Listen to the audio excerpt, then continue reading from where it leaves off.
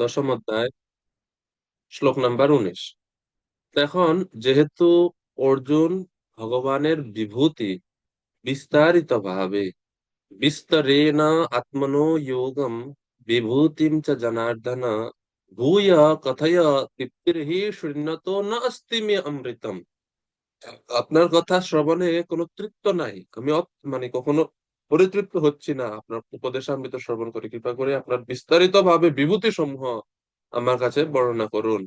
তো অর্জুনের এই অনুরোধে ভগবান শ্রীকৃষ্ণ এখন আজকে আমরা পড়বো 19 থেকে 42 নম্বর শ্লোকগুলোতে ভগবান শ্রীকৃষ্ণ তার বিভূতির ব্যাখ্যা, বিভূতির সম্বন্ধে বলা শুরু করলেন। তো শ্রী ভগবানুবাচ, অ্যাকচুয়ালি এই সেকশনে 19 থেকে 42 যে পুরো সেকশন দশম অধ্যায়ের অনেক ভালোই বড়। এখানে আমরা দেখবো যে বিভূতি সম্বন্ধে, বিভূতি কি আসলে। ভগবান শ্রীকৃষ্ণ তার অনন্ত বিভূতির মধ্যে বিশেষ বিশেষ যে বিভূতি সমূহ সেগুলো তিনি এখানে ব্যাখ্যা করবেন। ভগবান হচ্ছেন সর্বব্যাপ্ত পরমাত্মা, তিনি হচ্ছেন সমস্ত জীবের আদি মধ্য অন্ত। এইসব এখন আমরা দেখব। ভগবান শ্রীকৃষ্ণ তার শক্তির মাধ্যমে এই জগৎ পরিচালনা করছেন। তার শক্তির কার্য ও প্রকাশের মাধ্যমে এই জগৎ দৃশ্যমান, এবং কৃষ্ণ কিভাবে তার শক্তি ও বৈভবের মাধ্যমে বর্তমান এই পৃথিবীতে, এই জগতে, আমরা এই সেকশন থেকে দেখতে পাবো। সাধারণত জগতের বিশেষ বিশেষ শ্রেণীর বিভূতি বর্ণনার পর শ্রীকৃষ্ণ দেখিয়েছেন যে তার মধ্যে সর্বোত্তমটাই হচ্ছে তার প্রকাশ। বিভিন্ন বস্তু, বিভিন্ন শক্তি, বিভিন্ন ক্ষমতা রয়েছে এই জগতে, তার মধ্যে যেটা সর্বশ্রেষ্ঠ সেটা হচ্ছে ভগবানের বিভূতি স্বরূপ। তো 19 নম্বর শ্লোকে ভগবান বলছেন, হন্ততে কথয়িষ্যামি দিব্যা হ্যাত্মা বিভূতয়া প্রাধান্যতা কুরু শ্রেষ্ঠ নাস্ত্যন্ত বিস্তরস্য মে। তো ভগবান বলছেন যে অর্জুন, আমি তোমাকে আমার বিভূতির সম্বন্ধে বলবো, প্রধান প্রধান বিভূতির সম্বন্ধে বলবো, সবগুলো বলতে পারবো না। কেন? কারণ আমার বিভূতি সমূহের কোনো অন্ত নেই। ন অন্ত, নাস্তি অন্ত বিস্তরস্য মে। যেরকম শ্রী চৈতন্য মহাপ্রভু যখন রূপ সনাতন গোস্বামীকে শিক্ষা প্রদান করেন, তখন মহাপ্রভু বলছেন, আমি কহিয়ে লক্ষণ, আমি অল্প কয়েকটা লক্ষণ দিক নির্দেশনা দিচ্ছি, বিস্তারিত ভাবে সেটা তুমি পরে বর্ণনা করবে। না যায় বর্ণন, পূর্ণরূপে বর্ণনা করা যাবে না। তো ভক্তির রস, ভক্তির ভক্তি, ভক্তি ব্যাখ্যা এত বিস্তারিত, এত গভীর, পূর্ণরূপে বর্ণনা করা সম্ভব না। তো এই জন্য ভগবান শুরুই করছেন হন্ত। হন্ত মানে হ্যাঁ, হন্ত শব্দের অর্থ হচ্ছে হ্যাঁ, অবশ্যই আমি তোমাকে বলবো। তো বিশ্বনাথ চক্রবর্তী ঠাকুর মন্তব্য করছেন, এই পদ, এই হন্ত শব্দ দ্বারা ভগবান শ্রীকৃষ্ণের অনুকম্পা প্রকাশিত হচ্ছে। হন্ত ইতি অনুকম্পায়াম। বিশ্বনাথ চক্রবর্তী ঠাকুর বলছে হন্ত মানে হ্যাঁ, অর্থাৎ হ্যাঁ অর্জুন, আমি অবশ্যই বলবো তোমাকে। এভাবে ভগবান শ্রীকৃষ্ণের অনুকম্পা বা দয়া এই শব্দের দ্বারা প্রকাশিত হচ্ছে। অর্থাৎ কৃষ্ণ, ভগবান শ্রীকৃষ্ণ অর্জুনের প্রতি দয়া পরবশ হয়ে, অর্জুনের এই আগ্রহ দেখে ভগবান অত্যন্ত সন্তুষ্ট হয়ে এখন অর্জুনকে তিনি এই বিস্তারিত ভাবে ওনার প্রধান প্রধান যোগ বা বিভূতি সমূহ সম্বন্ধে বর্ণনা করবেন। ঠিক আছে, তো আমরাও অর্জুন, অর্জুনের কৃপায় আমরাও সেই বিভূতি সম্বন্ধে শ্রবণের সৌভাগ্য লাভ করেছি। চলুন আমরাও শ্রবণ করে আসি কি কি বিস্তারিত যোগ বিভূতি ভগবান বলবেন। আহ গুরুজন প্রভু ওনার গ্রন্থ সারেন্ডার টু মি বা আমার শরণাগত হোক গ্রন্থে তিনি বলছেন, হন্ত শব্দটি কোমলতা প্রকাশক। অর্জুনের প্রশ্নে কৃষ্ণ এতই প্রীত হয়েছেন যে তিনি তার উত্তর এইভাবেই দিতে শুরু করেছেন, হন্ত মানে হ্যাঁ, তোমাকে আমি অবশ্যই আমার বিভূতি সম্পর্কে বলবো, তুমি আমার ভক্ত, তোমার কাছে লুকানোর কিছু নাই, আমি পূর্ণরূপে বলবো। বিস্তারিত তো বলা যাবে না, সবগুলো বলা যাবে না, প্রধান প্রধান গুলো বলবো। তো এই যে ভগবান শ্রীকৃষ্ণের এই যে অসীমত্ব, ভগবানের কোনো কিছু সীমা নাই। কৃষ্ণ এবং মায়ার মধ্যে অন্যতম একটা পার্থক্য হচ্ছে এটা, মায়াকে মাপা যায়, মাইক সমস্ত বস্তুকে মাপা যায়, গণনা করা যায়, সীমা নিরূপণ করা যায়, কিন্তু ভগবত বস্তু বা ভগবান সম্বন্ধীয় কোনো বস্তুকে মাপা যায় না, গণনা করে শেষ করা যায় না, ওজন করা যায় না, সীমা নিরূপণ করা যায়। এটা হচ্ছে চিন্ময় এবং জড় বস্তুর মধ্যে অনেকগুলো পার্থক্যের পার্থক্য।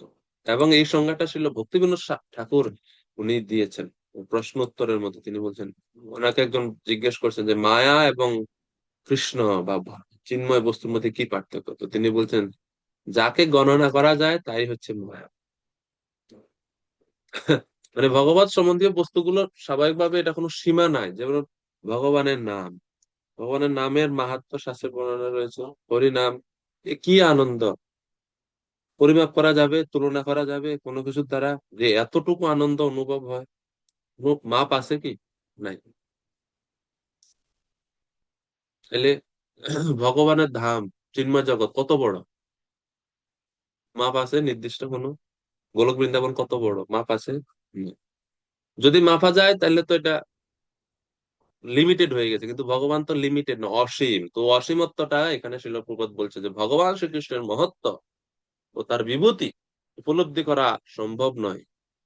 স্বতন্ত্র জীবাত্মার ইন্দ্রিয়গুলো সীমিত এবং তা দিয়ে শ্রীকৃষ্ণ বিষয়ক তত্ত্ব পূর্ণরূপে জানা অসম্ভব। আরেকটা তো প্রবাদ বলছে, এক তো ভগবান শ্রীকৃষ্ণ অসীম, আর বিপরীত দিকে আমরা হচ্ছে পুরা 360 ডিগ্রি অপোজিট। আমরা হচ্ছে সসীম বা সীমিত ইন্দ্রিয়ের অধিকারী। তো কৃষ্ণ অসীম, কৃষ্ণের বিভূতি অসীম, কৃষ্ণের মহত্ব অসীম, কৃষ্ণের নাম রূপ গুণ সবকিছু অসীম, আর আমরা হচ্ছে সসীম এবং সীমিত এবং ত্রুটিপূর্ণ ইন্দ্রিয় পূর্ণ জীব। আমরা কিভাবে ভগবানকে পূর্ণরূপে বুঝতে পারবো? খুবই সুন্দরভাবে শিল প্রভুপাদ এখানে এই কন্ট্রাস্ট দিচ্ছেন। এরপরে প্রভুপাদ বলছেন, তবে ভক্তরা ভগবানকে জানতে পারে কিভাবে? ভক্তরা শ্রীকৃষ্ণকে জানতে চেষ্টা করেন এবং সেই চেষ্টাটা ভক্তিমূলক সেবার মাধ্যমে তারা করে থাকেন। ভক্তরা কিভাবে জানতে পারেন? কারণ ভক্তরা ভগবানের সেবা করেন এবং ভগবান তাদের প্রতি কৃপা পরবশ হয়ে তাদেরকে জানার অনুমতি দেন, জানার জন্য পারমিশন দেন, অ্যাক্সেস দেন। ঠিক আছে? তো যেরকম পাসওয়ার্ড ছাড়া আপনি, মোবাইল হাতে আছে আপনার কিন্তু পাসওয়ার্ড জানেন না, আপনার অ্যাক্সেস না, আপনি মোবাইলে ঢুকতে পারবেন না। তো কৃষ্ণ সর্বত্রই আছে, সর্বব্যাপ্ত আছে, কিন্তু ওনার যদি অ্যাক্সেস না থাকে তাহলে কৃষ্ণকে দেখা যাবে না। ঠিক আছে? তো এই হচ্ছে ভগবানের বিভূতি।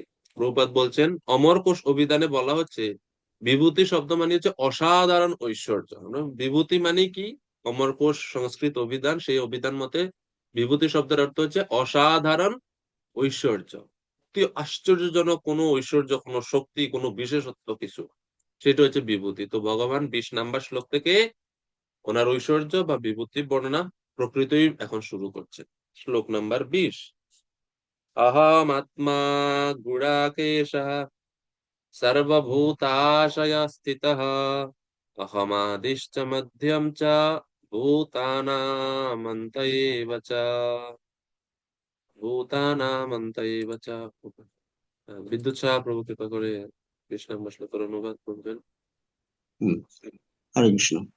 হে গুড়াকেশ, আমি সমস্ত জীবের হৃদয়ে অবস্থিত পরমাত্মা। আমি সর্বভূতের আদি, মধ্য ও অন্ত। হরে কৃষ্ণ। তো ভগবান বলছেন, হে গুড়াকেশ। গুড়াকেশ শব্দের অর্থ কি?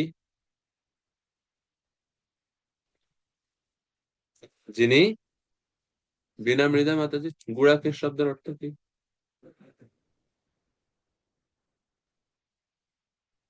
হরে কৃষ্ণ, প্রণাম প্রভু।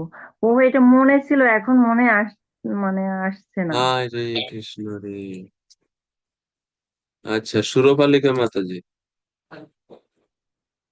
গুড়াকেশ, নিদ্রাকে যিনি জয় করেছেন।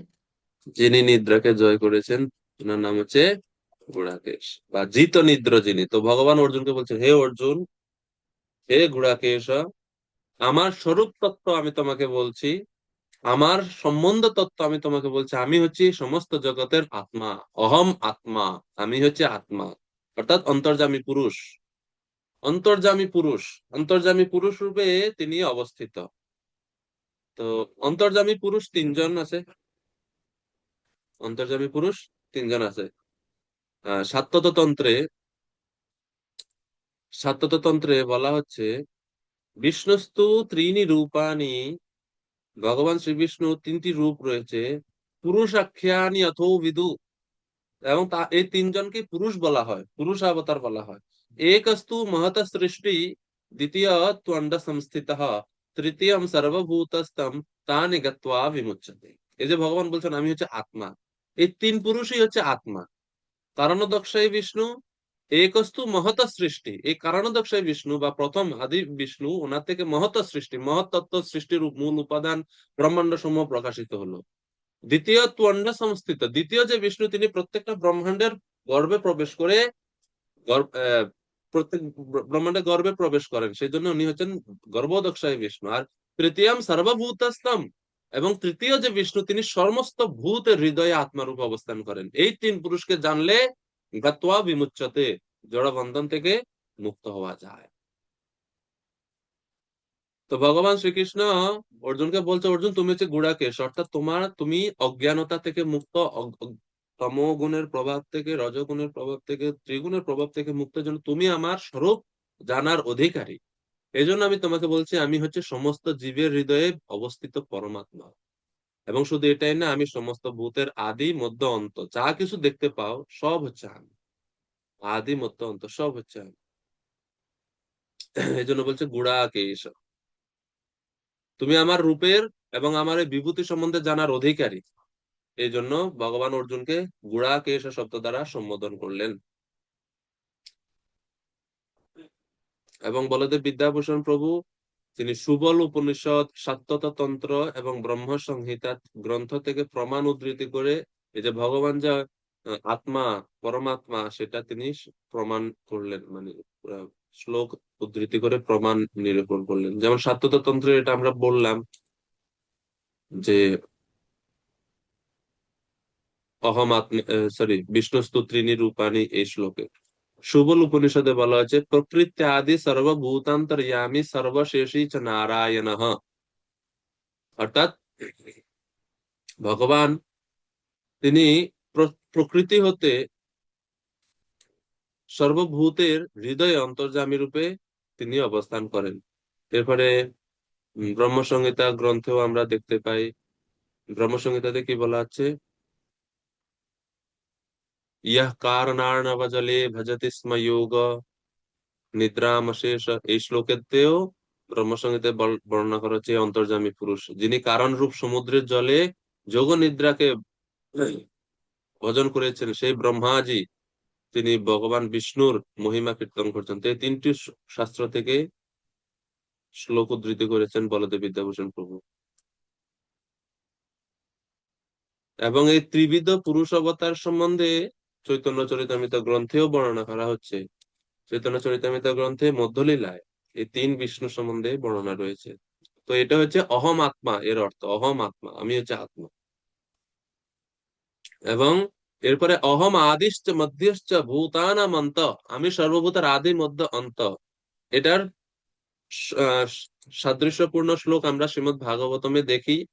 ভাগবতমে অহমেবা আসামেবা গৃহ, অর্থাৎ চতুশ্লোকী ভাগবতের প্রথম যে শ্লোক, সেখানেও ভগবান বলছেন হে ব্রহ্মা, সৃষ্টির পূর্বে পরমেশ্বর ভগবান আমি একমাত্র বর্তমান ছিলাম, সৃষ্টির পরেও একমাত্র আমিই আছি, এবং প্রলয়ের পরেও পরমেশ্বর ভগবান একমাত্র আমিই অবশিষ্ট থাকবো। এই হচ্ছে ভগবান। তো এর দ্বারা বোঝা যাচ্ছে ভগবান বলছেন আমি হচ্ছে সর্বত্র, সর্বত্র, সবকিছু, সর্ব অবস্থাতে শুধু আমি। জগতে যা কিছু আমরা দেখি সবকিছুতে ভগবানের স্থিতির উপস্থিতি আছে।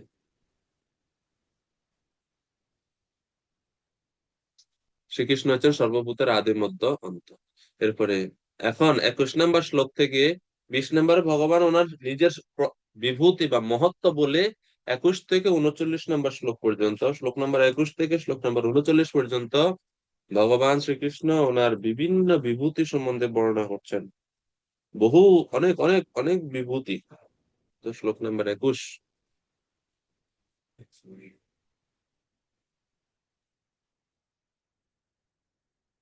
এবং আপনাদের কাজ থাকবে কতগুলো বিভূতি হলো গণনা করবেন, গণনা করে লিস্ট করে গ্রুপের মধ্যে দিবেন রাখিবা করে পরে, ক্লাসের পরে। আচ্ছা, তো শ্লোক নাম্বার 21। আদিত্যানামহং বিষ্ণু জ্যোতিষাম রবিরংশুমাन् মরিচি মরুতাস মরুত মরিচি মরুতামস্মি নক্ষত্রানামহং শশী। তো আমরা যে বিভূতি গুলো পড়বো, অচ্যুত প্রভু কৃপা করে আপনি আমাকে সাহায্য করবেন অনুবাদ করতে, কারণ রেডি থাকবেন আপনি, এবং আপনি কো হোস্ট আছেন এখন। আপনি চাইলে যে নিজেকে মিউট আনমিউট করতে পারবেন, যেহেতু আপনি ল্যাপটপ থেকে বা কম্পিউটার থেকে আসেন, এই জন্য এটা আপনার জন্য সুবিধা হবে। তো হরি বল। কৃপা করে অনুবাদ করবেন। এর শ্লোক নাম্বার 21 অনুবাদ। আদিত্যদের মধ্যে আমি বিষ্ণু, জ্যোতিষ্কদের মধ্যে আমি কিরণশালী সূর্য, মরুতদের মধ্যে আমি মরীচি এবং নক্ষত্রদের মধ্যে আমি চন্দ্র। ধন্যবাদ প্রভুজি। তো ভগবান এই শ্লোকে বর্ণনা করছেন যে আদিত্যানাম অহম বিষ্ণু, আদিত্যদের মধ্যে আমি হচ্ছি বিষ্ণু। আদিত্য কারা? দিতি এবং অদিতি, কশ্যপ পত্নী অদিতির গর্ভে যারা জন্মগ্রহণ করে, অদিতি, তারা হচ্ছে আদিত্য। তো আদিত্যানাম অহম বিষ্ণু, অদিতির যে পুত্রগণ, দ্বাদশ 12 জন পুত্র প্রধান, তাদের নাম শ্রীমদ্ ভাগবতমে আছে।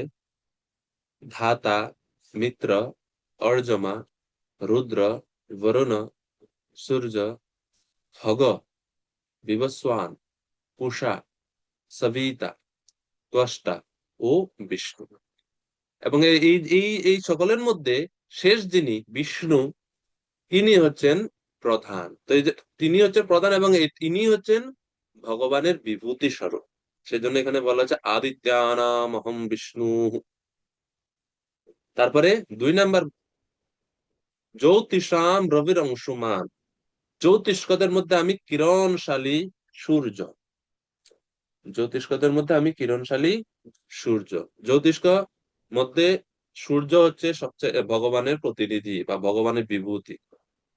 আকাশে রশ্মি বিকিরণ করে অসংখ্য জ্যোতিষ্কদের মধ্যে সূর্য হচ্ছে প্রধান। এবং আমরা ব্রহ্মসংহিতায় দেখি সূর্যকে ভগবানের চক্ষু বলা হচ্ছে, চক্ষু বলা হয়। আহ यच्चक्षुरेष सविता सकलग्रहाणां राजा समस्तसुरमूर्तिरशेष तेजाः यस्य ज्ञया भ्रमति संवृतकालचक्रो गोविन्दमादिपुरुषं তমহং ভজামি। তো এই হচ্ছে ভগবান। এবং এই যে দ্বাদশ আদিত্যদের মধ্যে এই যে বিষ্ণু, আহ, বলদেব বিদ্যাভূষণ বলছেন আদিত্যানাম দ্বাদশানাম মধ্যে বিষ্ণু বামন অহম অয়ম। অর্থাৎ এই যে বিষ্ণু, ইনি হচ্ছেন বামন, বামন দেব। বামন দেবকে এখানে বিষ্ণু শব্দ দ্বারা সংজ্ঞায়িত করা হচ্ছে, তিনি হচ্ছেন ভগবান, ভগবানের বিভূতি স্বরূপ। এরপরে জ্যোতিষ শব্দের অর্থ জ্যোতিষাম প্রকাশানাম মধ্যে। জ্যোতিষাম বা জ্যোতিষ্ক মানে হচ্ছে প্রকাশকারী, প্রকাশক বস্তু। প্রকাশক বস্তু সমূহের মধ্যে আমি হচ্ছে অংশমান। অংশমান বা বিশ্বব্যাপী যিনি রশ্মি বিকিরণ করেন, রবি বা সূর্য, তিনি। এরপরে মরুতদের মধ্যে আমি মরিচি। মরুত, মরুতরা কারা? মরুত কারা? বায়ু। মরুত মানে হচ্ছে বায়ুদেব। 49 জন বায়ুর মধ্যে ভগবান বলছেন আমি হচ্ছে মরিচি। 49 জন আছেন এরা। এটা শ্রীমদ্ ভাগবত বর্ণনা রয়েছে কিভাবে ইন্দ্র আহ তাদেরকে 49 ভাগে ভাগ করেন, কিন্তু তারপরেও তারা মৃত্যুবরণ করেনি ভগবানের কৃপায়। তো এই এনাদের মধ্যে মরীচি হচ্ছেন ভগবান শ্রীকৃষ্ণের প্রতিনিধি। এরপরে নক্ষত্রানাম অহম শশী, চতুর্থ বলা হচ্ছে নক্ষত্রদের মধ্যে আমি হচ্ছে চন্দ্র। নক্ষত্র মানে যা কিরণ প্রতিফলন করে, নিজস্ব কোনো আলো নেই, আর অন্যের আলোকে প্রতিফলন করে, এটা হচ্ছে নক্ষত্র। তো অসংখ্য নক্ষত্রদের ভিতর আমরা দেখি যে সবচেয়ে উজ্জ্বল হচ্ছে চন্দ্র। এজন্য বলছে চন্দ্র নক্ষত্রদের মধ্যে তাদের অধিপতি, সুধাবর্ষী শশী বা চন্দ্র হচ্ছে আমি। এবং শ্রীমৎ ভাগবতমেও আমরা এই উদ্ধব গীতা বা উদ্ধবজিকে যখন ভগবান শ্রীকৃষ্ণ উপদেশ দিচ্ছেন, তখন আমরা দেখি যে সেম কথাগুলো সেখানেও আছে শ্রীমৎ ভাগবতমে। যেমন 11, 16, 13-তে বলা হচ্ছে আদিত্যানাম অহম বিষ্ণু, সেম গীতার মতো। আমরা জাস্ট একটু ক্রস রেফারেন্স দিচ্ছি আর কি, গীতা এবং ভাগবতমের মধ্যে। এরপরে 11, 16, 34 নং শ্লোক ভাগবতমে বলা আছে তেজিষ্টানাম বিভাবসু, মানে তেজস্বীদের মধ্যে বা তেজকারী বস্তুদের মধ্যে আমি হচ্ছে বিভাবসু বা সূর্য, যেটা এখানে বলা হচ্ছে জ্যোতিষানাম রবির অংশুমান। এরপরে 11, 16, 16-তে বলা হচ্ছে সোমম নক্ষত্র ঔষধীনাম, নক্ষত্রদের মধ্যে আমি হচ্ছে সোম বা চন্দ্র, সোম বা চন্দ্র। তো গীতার মতো সেটাই ভগবান বলছেন নক্ষত্রানাম অহম শশী। এবং প্রভাস্মি শশী সূর্য,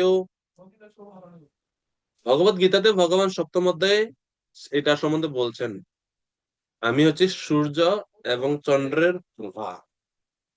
তো এই শ্লোকগুলো সাদৃশ্যপূর্ণ, এজন্য আমরা উল্লেখ করলাম। তো এই চারটা বিভূতি আমরা 11 নম্বর শ্লোক, সরি 21 নম্বর শ্লোকে দেখতে পাচ্ছি। 22 নম্বর শ্লোক, বেদানাম সাম বেদোস্মি দেবানামস্মি বাসবঃ ইন্দ্রিয়ানাম মনশ্চাস্মি ভূতানামস্মি চেতনাঃ। হরে কৃষ্ণ অচ্যুত। প্রভু। অনুবাদ: সমস্ত বেদের মধ্যে আমি সামবেদ, সমস্ত দেবতাদের মধ্যে আমি ইন্দ্র, সমস্ত ইন্দ্রিয়ের মধ্যে আমি মন, এবং সমস্ত প্রাণীদের মধ্যে আমি চেতনা। হরে কৃষ্ণ। হরে কৃষ্ণ। তো সমস্ত বেদের মধ্যে আমি সামবেদ, বেদের সামবেদ, ঋগ্বেদ, যজুর্বেদ, অথর্ববেদ, সামবেদ, আমরা চারটা বেদ জানি, প্রধান চারটি বেদ। এর মধ্যে ভগবান বলছে আমি হচ্ছে সামবেদ। বেদ, সাম শব্দের অর্থ হচ্ছে গান, সাম শব্দের অর্থ হচ্ছে গান, গাওয়া। তো বেদের যে শ্লোকগুলো স্বর সহিত গীত হয়ে থাকে বা গাওয়া হয়, সেগুলোকে বলা হয় সামবেদ। এবং সামবেদে ভগবানের স্তুতির বর্ণনা আমরা দেখতে পাই, এই জন্য সামবেদকে ভগবান নিজের বিভূতি বলছেন। বলদেব বিদ্যাভূষণ বলছেন বেদ সমূহের মধ্যে, চারটি বেদের মধ্যে গীত ও মাধুর্যের উৎকর্ষ হেতু আমি হচ্ছে সামবেদ। সামবেদ কেন শ্রেষ্ঠ? গীত, গান এবং মাধুর্য মণ্ডিত এই সামবেদটি, এই জন্য এটাকে ভগবান নিজে প্রতিনিধি বা স্বরূপ বলছেন বা বিভূতি বলছেন। এরপরে দেবতাদের মধ্যে দেবানাম, পরবর্তী বিভূতি দেবানাম অস্মি বাসব, বাসব মানে হচ্ছে ইন্দ্র, ইন্দ্রের আরেকটা নাম হচ্ছে বাসব। সমস্ত দেবতাদের মধ্যে যেহেতু ইন্দ্র হচ্ছে রাজা, তিনি হচ্ছেন সমস্ত দেবতাদের রাজা, এই কারণে তিনি ভগবানের প্রতীক বা প্রতিনিধি স্বরূপ বা বিভূতি স্বরূপ, যে দেবতাদের রাজা ইন্দ্র। এরপরে পরে বলা যায় ইন্দ্রিয়ানাম মনশ্চাস্মি, যেহেতু সমস্ত ইন্দ্রিয়ের কন্ট্রোল বা নিয়ন্ত্রণ করে থাকে মন, দুর্জয় মন, এই জন্য ভগবান বলছেন মন হচ্ছে, ইন্দ্রিয়ের মধ্যে মন হচ্ছে আমি। এবং ভূতানাম অস্মি চেতনা, প্রাণীগণের মধ্যে তাদের যে জ্ঞান শক্তি অর্থাৎ চেতনা, সেটা হচ্ছে আমি, ভূতানাম। চেতনা ও জড় বিপরীত একটা পদার্থ, জড় পদার্থ এবং জীবের পার্থক্য হচ্ছে জড়ের মধ্যে চেতনা নাই, কিন্তু জীবের মধ্যে চেতনা আছে, যে চেতনাটা হচ্ছে ভগবানের ক্ষুদ্র অবিচ্ছেদ্য অংশ। তো চেতনা হচ্ছে জীবের মূল জিনিস, এটা যদি থাকে না তাহলে জীবের কোনো দাম নাই। এই জন্য ভগবান বলছে প্রাণীদের যে চেতনা শক্তি, যে প্রাণ শক্তি, যার দ্বারা মৃত ও শায়িত ব্যক্তির মধ্যে পার্থক্য হয়, সেই যে চেতনা শক্তি, সেটা হচ্ছে ভগবানের বিভূতি। এবং এই বিভূতিগুলো ভগবান থেকে এসেছে, এদের নিজস্ব কোনো বিশেষত্ব নেই, এরা সব ভগবান থেকে আসছে। এখন আমরা ক্রস রেফারেন্স দেখি শ্রীমৎ ভাগবতমে 11, 16, 13-তে বলা হচ্ছে ইন্দ্রোহম সর্বদেবানাম, ভগবান উদ্ধবজিকে বলছেন। যেরকম এখানে অর্জুনকে বলছেন, সেখানে উদ্ধব গীতাতে ভগবান বলছেন ইন্দ্রোহম সর্বদেবানাম, সমস্ত দেবতাদের মধ্যে আমি হচ্ছে ইন্দ্র, যেটা এই শ্লোকেও আমরা দেখতে পাই। সেখানেও ভগবান মিল আছে আরেকটা শ্লোকে, সেখানে 11, 16, 11 শ্লোকে ভগবান বলছেন দুর্জয়ানাম অহম মানহ, মানে সমস্ত ইন্দ্রিয়ের মধ্যে সবচেয়ে শক্তিশালী এবং দুর্জয়, যেটাকে সহজে জয় করা যায় না, মন, সেই মন হচ্ছে আমি। এভাবে ভগবান ভাগবতমে বর্ণনা করছেন। 23 নম্বর শ্লোক। রুদ্রানাম শঙ্করশ্চাস্মি বিত্তেশো যক্ষ রক্ষসাম বসূনাম পাবকশ্চাস্মি মেরু শিখরিনামহম। কৃষ্ণ। রুদ্রদের মধ্যে আমি শিব, যক্ষ ও রাক্ষসদের মধ্যে আমি কুবের, বসুদের মধ্যে আমি অগ্নি এবং পর্বতসমূহের মধ্যে আমি সুমেরু। হরে কৃষ্ণ। রুদ্রদের মধ্যে আমি শিব। তো রুদ্র, এখানে রুদ্রদের মধ্যে এখন রুদ্র কতজন? তো এই রুদ্র এনারা হচ্ছে 11 জন, একাদশ রুদ্র। রুদ্রানাম একাদশানাম মধ্যে শঙ্কর আখ্য রুদ্র অহম। ভগবান বলছেন একাদশ রুদ্রের মধ্যে আমি শঙ্কর নামে বিখ্যাত রুদ্র, বা শঙ্কর নামে যে রুদ্র, সেই রুদ্র হচ্ছে আমার স্বরূপ বা আমার বিভূতি স্বরূপ। তো একাদশ রুদ্রের নাম আমরা শ্রীমদ্ ভাগবতমে দেখতে পাই। অহিব্রধ্ন, বিরূপাক্ষ, রৈবত, হর বা শিব, বহুরূপ, ত্রম্বক, সাবিত্র, জয়ন্ত, পিনাকি, অজৈবপাদ ও সুরেশ্বর। তো এই 11 জনের নাম বিভিন্ন জায়গাতে বিভিন্ন ভাবে দেওয়া আছে, তো এই জন্য একটু হয়তো আপনারা কেউ হয়তো পড়ে থাকবেন কোনো সময়, একটু পার্থক্য আছে। ওই এক মানে নামই বিভিন্ন ভাবে ব্যবহার করা হয়। তো এখানে এই 11 জনের মধ্যে যে হর বা যে শিব, এনারই আরেকটা নাম হচ্ছে শিব বা শঙ্কর। এই হর বা শিব, ওনাকেই শঙ্কর বলা হয় কোথাও কোনো কোনো ভার্সন। তিনি হচ্ছেন ভগবানের প্রতিনিধি স্বরূপ। তিনি হচ্ছেন ভগবানের এই জগতে গুণা অবতার। ব্রহ্মাণ্ডের 3 গুণের, সরি, তমগুণের তিনি নিয়ন্ত্রণ করে থাকেন। তো তিনি ভগবানের প্রতিনিধি স্বরূপ বা ভগবানের বিভূতি স্বরূপ। এরপরে বিত্তেশ যক্ষ রাক্ষসাম, যক্ষ ও রাক্ষসদের মধ্যে আমি হচ্ছি কুবের, ভগবান বলছেন। যেহেতু কুবের হচ্ছে সমস্ত যক্ষ এবং রাক্ষসগণের প্রধান, সেই জন্য তিনি ভগবানের প্রতিনিধি স্বরূপ। তিনি হচ্ছেন বিত্তেশ, বিত্ত মানে হচ্ছে ধন, এবং ধনের যিনি অধিপতি কুবের, তিনি হচ্ছেন ভগবানের প্রতিনিধি। বসুনাম পাবকশ্চাস্মি, পাবকশ্চাস্মি, বসুদের মধ্যে আমি অগ্নি, এবং বসুদের মধ্যে আমি অগ্নি। তো বসুদের মধ্যে অগ্নি অষ্টবসু আছে, 8 জন বসু আছে। ধর, ধ্রুব, সোম, অনিল, অনল, প্রত্যুষ, প্রভাস ও দ্যু। সকলে এনারা বৈশিষ্ট্য মুনির অভিশাপে একবার পৃথিবীতে মর্তে ওনারা পতিত হন। এবং এই 8 জনের মধ্যে যে দ্যু নামক যে বসু, তিনিই হচ্ছেন ভীষ্মদেব। তো এই 8 জন বসু, এই 8 জনের মধ্যে ভগবান বলছেন বসু নাম পাবকশ্চাস্মি, আমি হচ্ছি অগ্নি। তো এই যে ধর, ধ্রুব, সোম, অনিল, অনল, এই অনলয় আরেক নাম হচ্ছে অগ্নি। তিনি হচ্ছেন ভগবানের প্রতিনিধি স্বরূপ। এনারা সব 8 জনই অগ্নি দেবতা, অগ্নি, তেজ তেজ। তারপরে শিখরী নাম, মেরু শিখরী নাম অহম। পর্বত সমূহের মধ্যে আমি হচ্ছে সুমেরু, কেননা এটা হচ্ছে সর্বোচ্চ।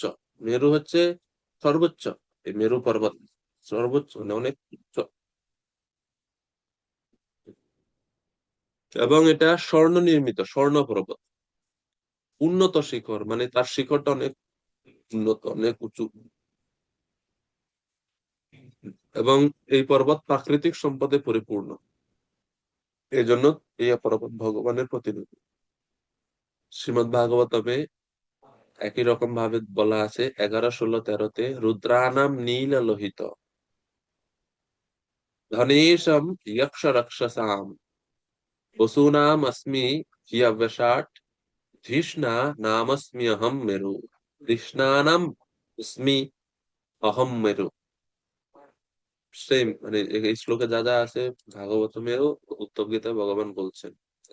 এরপরে 24 নম্বর শ্লোক।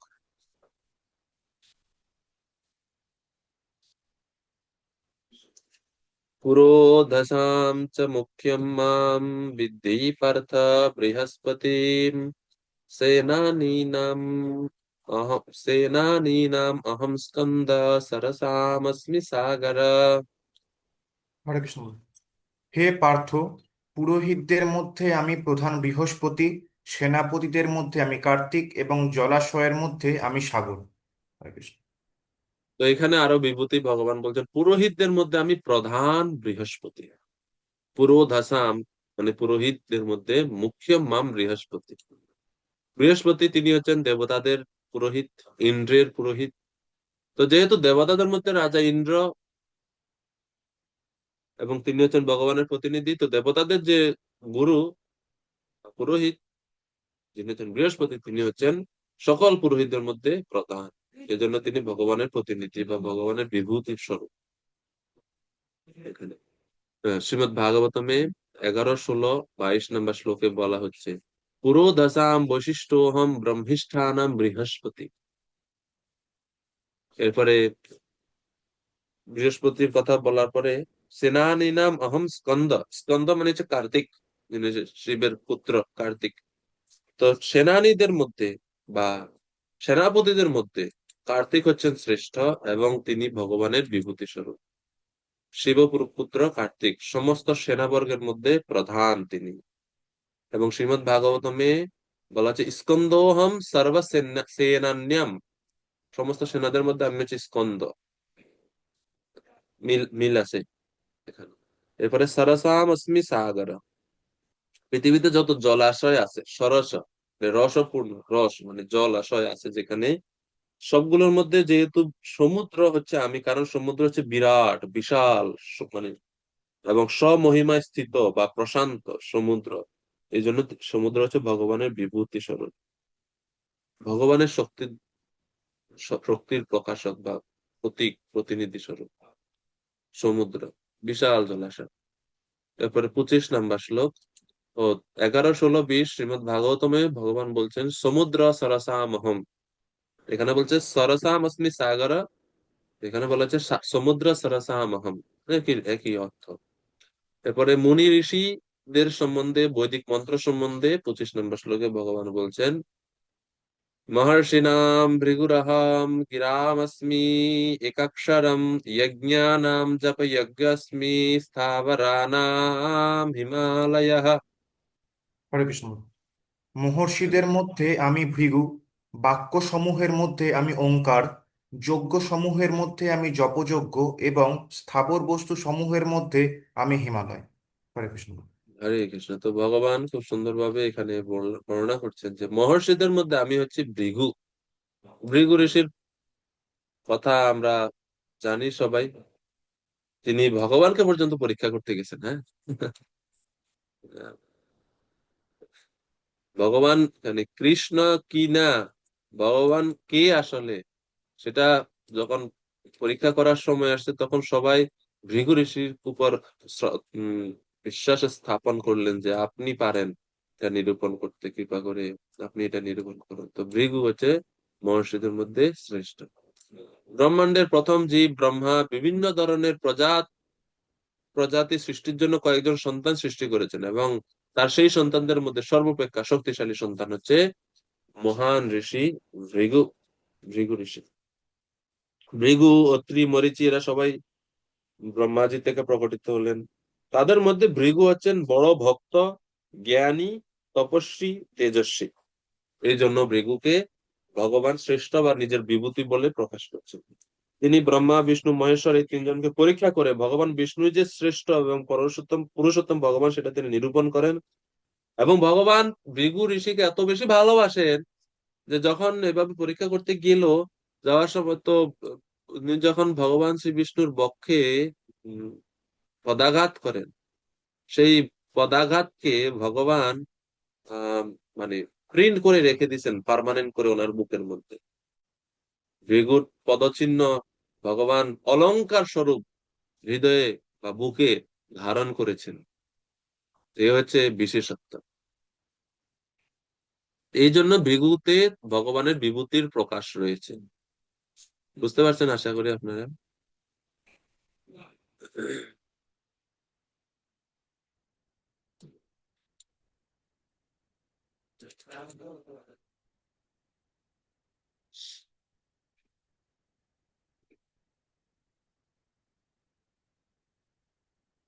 এরপরে পরবর্তী গিরাম আস্মি একাক্ষরম, বাক্য সমূহের মধ্যে আমি ওমকার।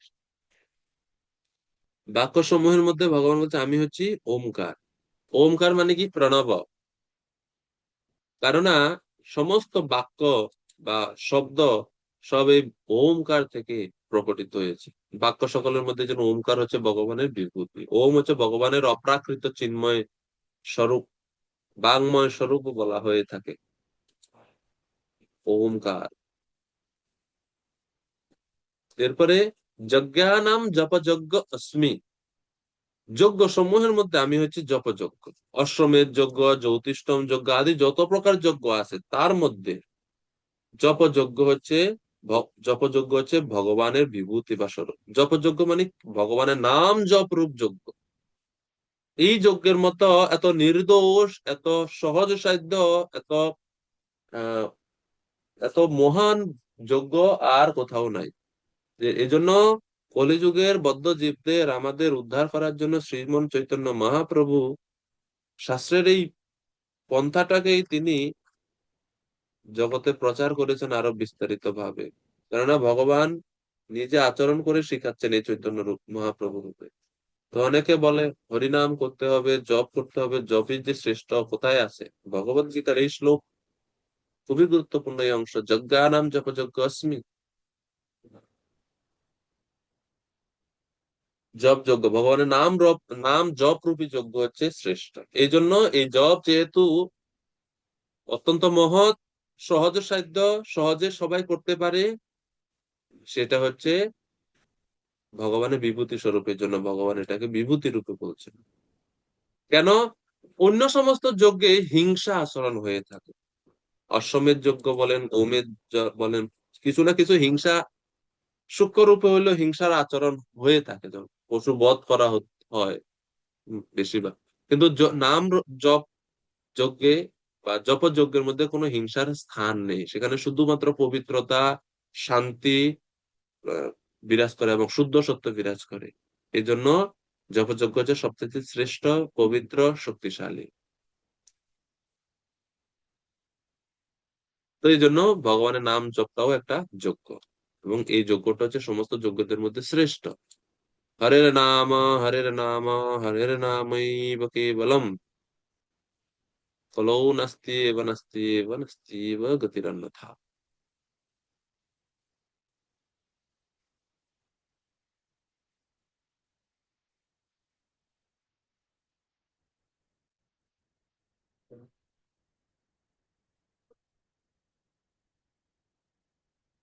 এইভাবে।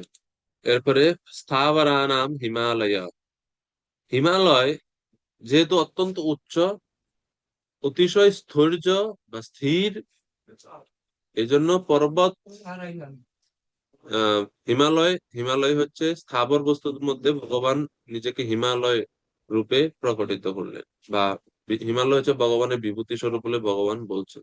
হিমালয় পর্বত এক স্থান হতে অন্য স্থানে গমন করে না, হিমালয় পর্বত অচল। এখন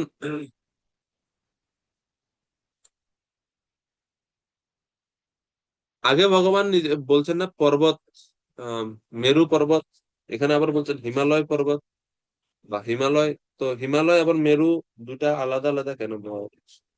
স্থাবরা নাম হিমালয়, কে বলতে পারবেন? মেরু বলছেন না আগে ভগবান, আবার এখানে হিমালয় বলছেন। এখানে হিমালয়কে স্থাবর বস্তুর মধ্যে শ্রেষ্ঠ বলছেন, এর ওইখানে মেরুকে পর্বত সমূহের মধ্যে ভগবান শ্রেষ্ঠ বলে প্রতিপন্ন করেছেন।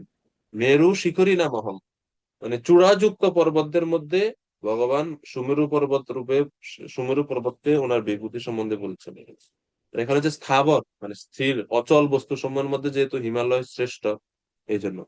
এবং হিমালয়ের আরো বেশি মাহাত্ম্য হচ্ছে এই কারণে, সমস্ত বড় বড় মুনি ঋষিরা তারা এই স্থির, যেহেতু এই পর্বত স্থির শান্ত পরিবেশ, তপস্যার জন্য তারা হিমালয়কে নির্বাচন করে। এই জন্য হিমালয় অত্যন্ত মহাপবিত্র এবং সমস্ত পর্বতের অধিপতি স্বরূপ। গঙ্গা, যমুনা ইত্যাদি অনেক তীর্থস্থানের বা তীর্থ নদী সমূহের উৎপত্তি হচ্ছে হিমালয় থেকে। এই জন্য ভগবত প্রাপ্তিতে হিমালয় অত্যন্ত সহায়ক স্থল। এই জন্য হিমালয় ভগবানের বিভূতি স্বরূপ। তো ভাগবতমে বলা হচ্ছে ব্রহ্মর্ষিনাম ভৃগুরহম যজ্ঞানাম ব্রহ্মযজ্ঞোহম গহনাম হিমালয়। এই শ্লোকের সঙ্গে মিল রেখে প্রভুপাদ তাৎপর্য বলছেন মেরু পর্বত এবং হিমালয়ের মধ্যে কি পার্থক্য আছে। প্রভুপাদ বলছেন পূর্ববর্তী শ্লোকে মেরু পর্বতের কথা উল্লেখ করা হয়েছে, কিন্তু মেরু পর্বত কখনো কখনো এক স্থান থেকে অন্য স্থানে গমন করে, কিন্তু হিমালয় হচ্ছে অচল। এভাবেই হিমালয়ের মাহাত্ম্য মেরুর চেয়েও শ্রেষ্ঠ। এটা হচ্ছে হিমালয় এবং মেরুর মধ্যে পার্থক্য। শ্লোক নাম্বার 26। প্রভু অনুবাদ পড়ুন কৃপা করে। হরে কৃষ্ণ প্রভু। সমস্ত বৃক্ষের মধ্যে আমি অশ্বত্থ, দেবর্ষিদের মধ্যে আমি নারদ, গন্ধর্বদের মধ্যে আমি চিত্ররথ এবং সিদ্ধদের মধ্যে আমি কপিল মুনি। হরে কৃষ্ণ। হরে বল। অশ্বত্থানাম সর্ববৃক্ষানাম, সমস্ত বৃক্ষের মধ্যে আমি হচ্ছি অশ্বত্থ।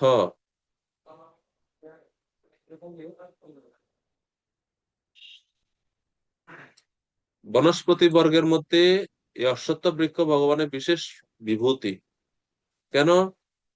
কারণ অশ্বত্থ বৃক্ষের কিছু সদ্গুণাবলী আছে, কিছু ঔষধীয় গুণাবলী আছে, এবং অশ্বত্থ একটা সৌম্য বৃক্ষ। স্বাভাবিকভাবে কোনো গাছের নিচে, বড় কোনো গাছের নিচে ছোট কোনো গাছ হয় না, কিন্তু কিন্তু এই অশ্বত্থ বৃক্ষের নিচে অন্যান্য নানা প্রকার গাছপালাও জীবন পায়। এবং অশ্বত্থ বৃক্ষ যে কোনো জায়গায় জন্মগ্রহণ হয়। কোনো ক্ষেত লাগে না, চাষ লাগে না, জল দেওয়া লাগে না। দেখবেন দেয়ালের ফাটল থেকেও উঠে আসছে অশ্বত্থ গাছ। সর্বত্র এটা জন্মাতে পারে। এবং শাস্ত্রে অশ্বত্থ গাছের পূজার অনেক মাহাত্ম্য আছে। যারা কর্মমার্গের মানুষ তারা এই অশ্বত্থ বৃক্ষের অনেক পূজা করে থাকে। এবং আয়ুর্বেদে অশ্বত্থ গাছ থেকে বিভিন্ন প্রকার ঔষধ বর্ণনা করা হয়ে থাকে। সেই জন্য ভগবান অশ্বত্থকে তার বিভূতি বলে বর্ণনা করছেন। তো বনস্পতি বা ঔষধি গুণ সম্পন্ন, এই জন্য এবং এই সকলের মধ্যে অশ্বত্থ হচ্ছে শ্রেষ্ঠ, এই জন্য ভগবানের প্রতি বিভূতি স্বরূপ। এরপরে দেবর্ষি নাম চ নারদ, দেবর্ষিদের মধ্যে যত যত দেবর্ষি, দেবতা এবং ঋষি, তাদের মধ্যে ভগবান এর বিভূতি হচ্ছে নারদ। কেন? কারণ নারদ মুনি সকল দেবর্ষিদের মধ্যে ভক্তি ও জ্ঞানে পরমোৎকর্ষ। তার রূপ এবং সঙ্গীত বিদ্যায় তিনি অত্যন্ত পারদর্শী ছিলেন। যখন তিনি গন্ধর্ব ছিলেন, চিত্ররথ গন্ধর্বদের সরি তিনি যখন উপবর্হন নামক গন্ধর্ব ছিলেন, তিনি খুব সুন্দর রূপের অধিকারী ছিলেন। এরপরে অভিশাপ পেয়ে দাসীপুত্র রূপে জন্মগ্রহণ করেন। এরপরে তপস্যা করে উনি ওনার পূর্বের স্থিতিতে ফিরে যান, দেবর্ষি নারদ। নারদ হচ্ছে ভগবানের প্রতিনিধি। মানে হচ্ছে নর বা জনগণকে যিনি নারায়ণ বিষয়ক দান করেন, যিনি নারায়ণকে দান করতে পারেন, নারায়ণ বিষয়ক জ্ঞান দান করতে পারেন, মানুষকে ভগবান প্রদান করতে পারেন, ভগবত তত্ত্বজ্ঞান প্রদান করেন, তিনি হচ্ছেন নারদ। তো আমরা আমাদের ব্রহ্ম মধ্য গৌড়ীয় সম্প্রদায়ের মহান আচার্য রূপে নারদ মুনি আছেন। ভগবান শ্রীকৃষ্ণ ব্রহ্মার পরপরই হচ্ছে নারদ মুনি, আমাদের সম্প্রদায় আচার্য তিনি। তো দেবর্ষিদের মধ্যে ভগবান হচ্ছেন নারদ। এইভাবে ভগবান প্রতিপালন করছেন ভগবত তত্ত্বজ্ঞান। এবং প্রভুপাদ বলছেন যে নারদ মুনি is the father of devotional service, মানে ভক্তিযোগ প্রচারের জন্য নারদ মুনির প্রকাশ। এবং তিনি ব্রহ্মার মানে মন থেকে প্রকটিত হলেন। শ্রীমদ ভাগবতমেও বলা হচ্ছে দেবর্ষি নাম নারদোহম, 11, 16, 14-তে। এরপরে গন্ধর্বানাম চিত্ররথ, গন্ধর্বদের মধ্যে আমি হচ্ছে চিত্ররথ। স্বর্গের গায়কদের বলা হয় গন্ধর্ব। গন্ধর্ব কারা? যারা স্বর্গে গান পরিবেশন করে দেবতাদের আহ সন্তুষ্টি বিধান করে থাকেন, গন্ধর্ব। গন্ধর্বানাম চিত্ররথ, গন্ধর্বদের মধ্যে চিত্ররথ নামক যে গন্ধর্ব, তিনি হচ্ছেন ভগবানের বিভূতি স্বরূপ। এই চিত্ররথ গন্ধর্ব রূপ এবং সঙ্গীত বিদ্যা অত্যন্ত পারদর্শী। তার রূপ অত্যন্ত সুন্দর ছিল এবং সঙ্গীত খুব ভালো গান গায়। এই জন্য তিনি ভগবানের বিভূতি স্বরূপ। চিত্ররথ গন্ধর্বানা।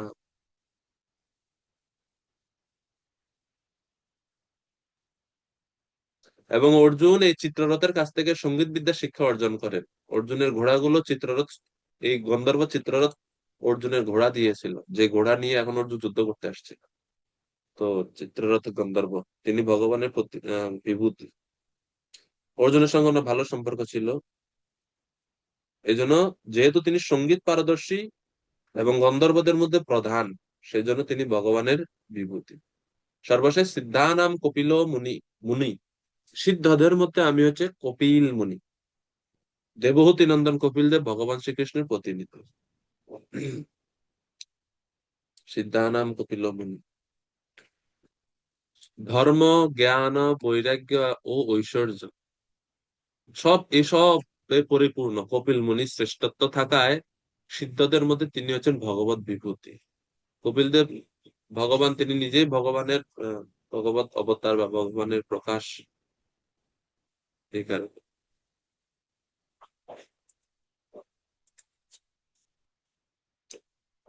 এবং কপিল দেব তিনি হচ্ছেন, যেহেতু তিনি ভগবত অবতার, ভগবান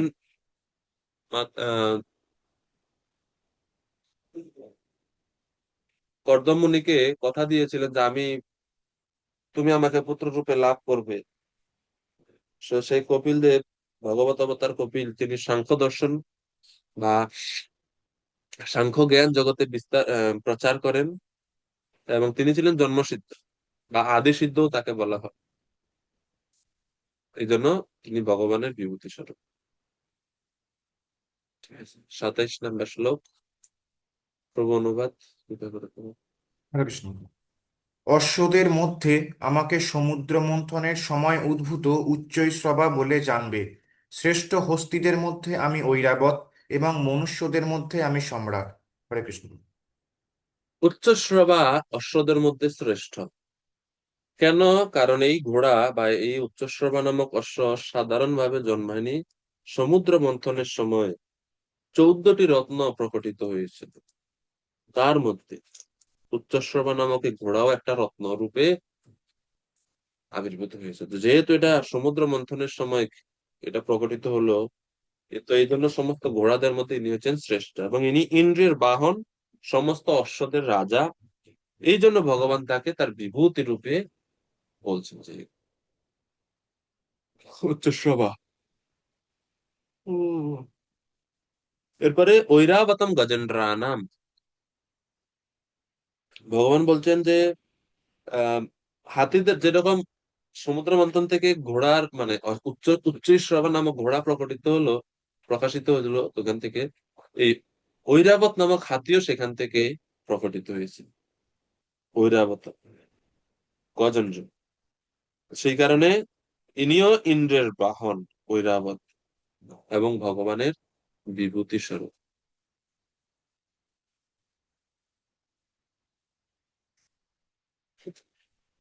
এবং এনারা দুইজনই অমৃত উদ্ভবম, তারা অমৃত থেকে উদ্ভব হয়েছে। অর্থাৎ ক্ষীর সাগর যখন মন্থন হয় তখন উচ্চশ্রবা এবং ঐরাবত এই দুইজন এনারা এখান থেকে প্রকাশিত হয়েছে, এই জন্য তারা ভগবানের বিভূতি স্বরূপ।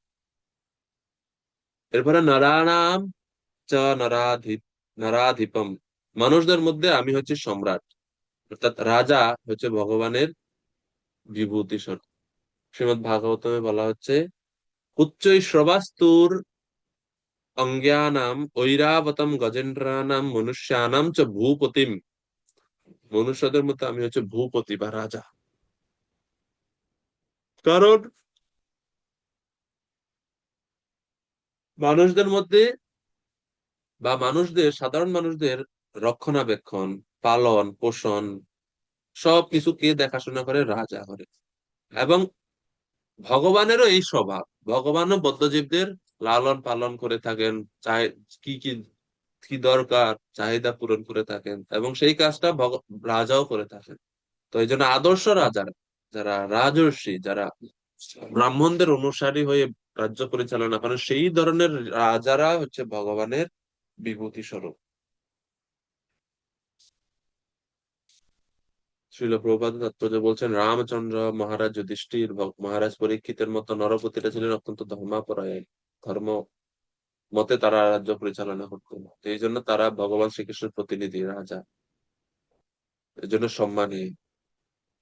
কিন্তু কলিযুগে প্রভুপাদ বলছেন, আধুনিক যুগে ধর্মনীতি কলুষিত হয়ে যাওয়ার ফলে রাজতন্ত্র ধীরে ধীরে ক্ষয়প্রাপ্ত হয়ে অবশেষে সম্পূর্ণরূপে লুপ্ত হয়ে গেছে। এটি অনস্বীকার্য যে পুরাকালে ধর্মপরায়ণ রাজার তত্ত্বাবধানে প্রজারা অত্যন্ত সুখে বসবাস করত।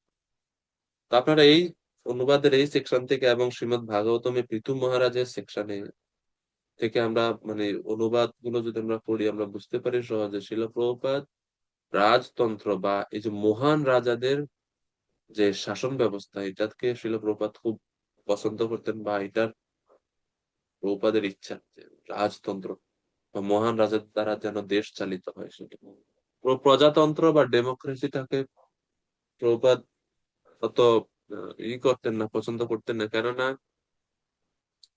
যে প্রজারা ভোট দিয়ে একজনকে রাজা রূপে নিরূপণ করে, এখন সেখানে প্রজারা নিজেরাই তো অজ্ঞানী, তারা নিজেরাই জানে না জীবনের উদ্দেশ্য কি, তারা নিজেরাই আত্ম উপলব্ধি সম্বন্ধে অজ্ঞ এবং বিষয়ে আসক্ত। তো তারা যখন ভোট দিবে, কাকে তারা ভোট দিবে? বিষয় আসক্ত আরেকজনকে ভোট দিয়ে তারা চেয়ারে বসাবে। তাইলে ওই বিষয় আসক্ত ব্যক্তি যদি চেয়ারে বসে, সে তো চেয়ারে বসেই আরো বিষয়ে মত্ত হবে, প্রজাদের সুরক্ষার কথা কিভাবে চিন্তা করবে? কিন্তু মানে আগের সময় রাজারা এরকম ছিল না। ছিল প্রবাদের জন্য রাজতন্ত্রটাকে বা মহারাজ যুধিষ্ঠির বা রামচন্দ্রের রাম রাজ্য, তার প্রতি প্রভুপাদ খুব আহ, প্রভুপাদের প্রিয় ছিল। এটা প্রভুপাদ চাইতেন এরকম হোক। তো পৃথু মহারাজের সেকশনে আমরা দেখি যে প্রভুপাদ আদর্শ রাজ্যের একজন রাজার কি কি আচরণ করা উচিত খুব বিস্তারিত ভাবে সেখানে ছিল প্রভুপাদ বর্ণনা করছে ভাগবতমের তাৎপর্যের মধ্যে। 28-29 প্রভু কৃপা করে অনুবাদ করুন। হরে কৃষ্ণ প্রভু। সমস্ত অস্ত্রের মধ্যে আমি বজ্র, গাভীদের মধ্যে আমি কামধেনু, সন্তান উৎপাদনের কারণ আমি কামদেব, এবং সর্পদের মধ্যে আমি বাসুকী, সমস্ত নাগদের মধ্যে আমি অনন্ত, এবং জলচরদের মধ্যে আমি বরুণ, পিতৃদের মধ্যে আমি অর্যমা, এবং দণ্ডদাতাদের মধ্যে আমি যম। হরে কৃষ্ণ প্রভু। আয়ুধানাম মানে হচ্ছে আয়ুধ মানে হচ্ছে অস্ত্র। অস্ত্রের মধ্যে, সমস্ত অস্ত্রের মধ্যে শ্রেষ্ঠ অস্ত্র হচ্ছে বজ্র, যেটা ইন্দ্রের হাতে থাকে। এই জন্য ভগবান বলছেন সেটা হচ্ছে আমার বিভূতি স্বরূপ। ইন্দ্রের হাতে যে বজ্র থাকে সেটা।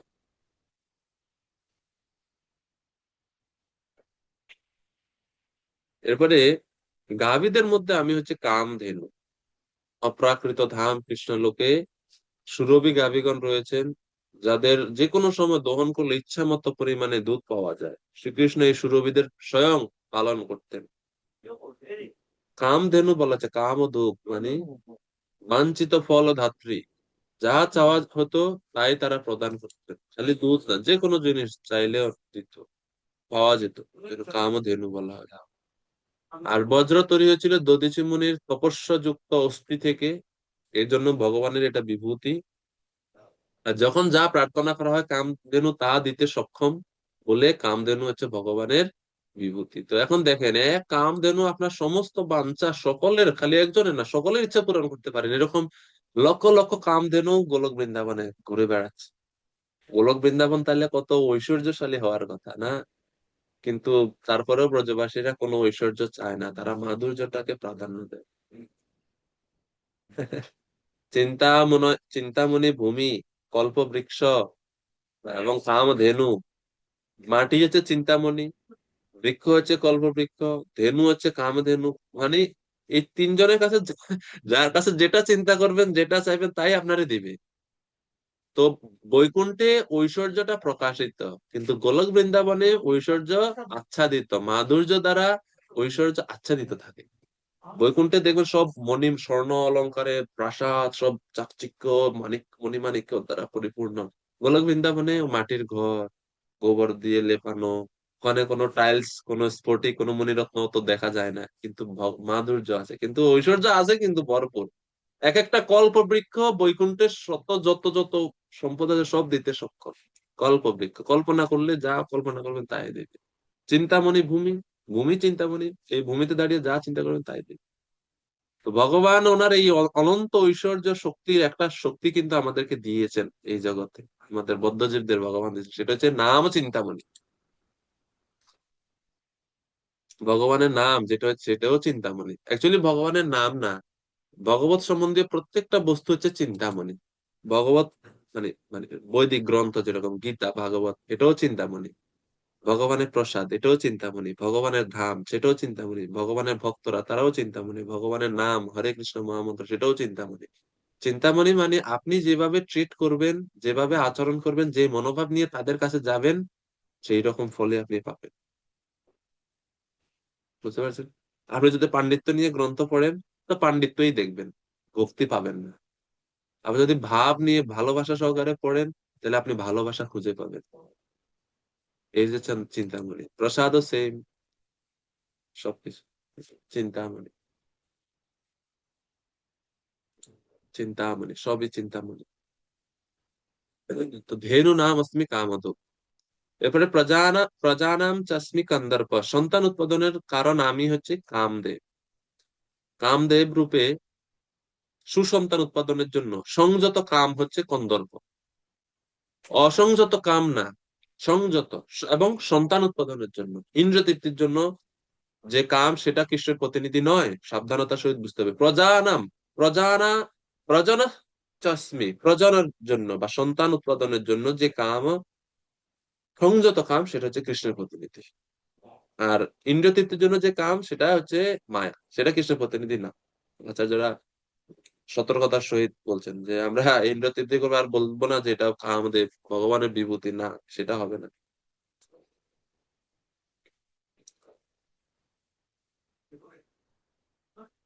তো এই জন্য বিশ্বনাথ বলদেব বিদ্যাভূষণ প্রভু বলছেন, প্রজন সন্তান উৎপাদক কন্দর্প কামো অহম রতি সুখ মাত্র হেতু স ন অহম ইতি।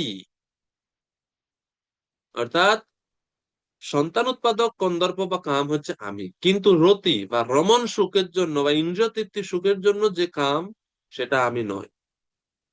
সহজ কথা, এটা হচ্ছে মায়া, সেটা বন্ধনে আবদ্ধ করবে। ঠিক আছে, এরপরে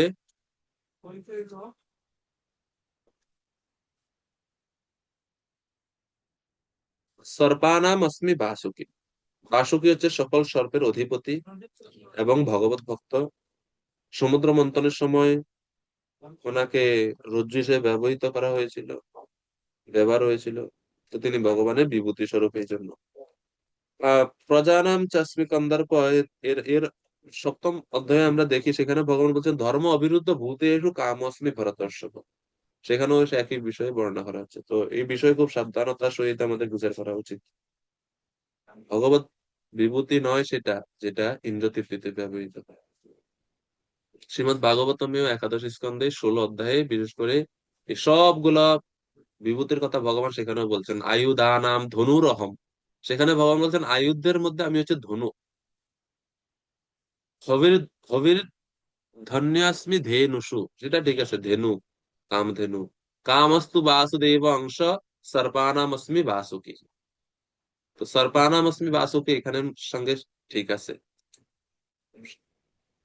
তারপরে 29-এ ভগবান আরো বলছেন অনন্তশ্চাস্মি নাগানাম, নাগদের মধ্যে আমি হচ্ছে অনন্ত।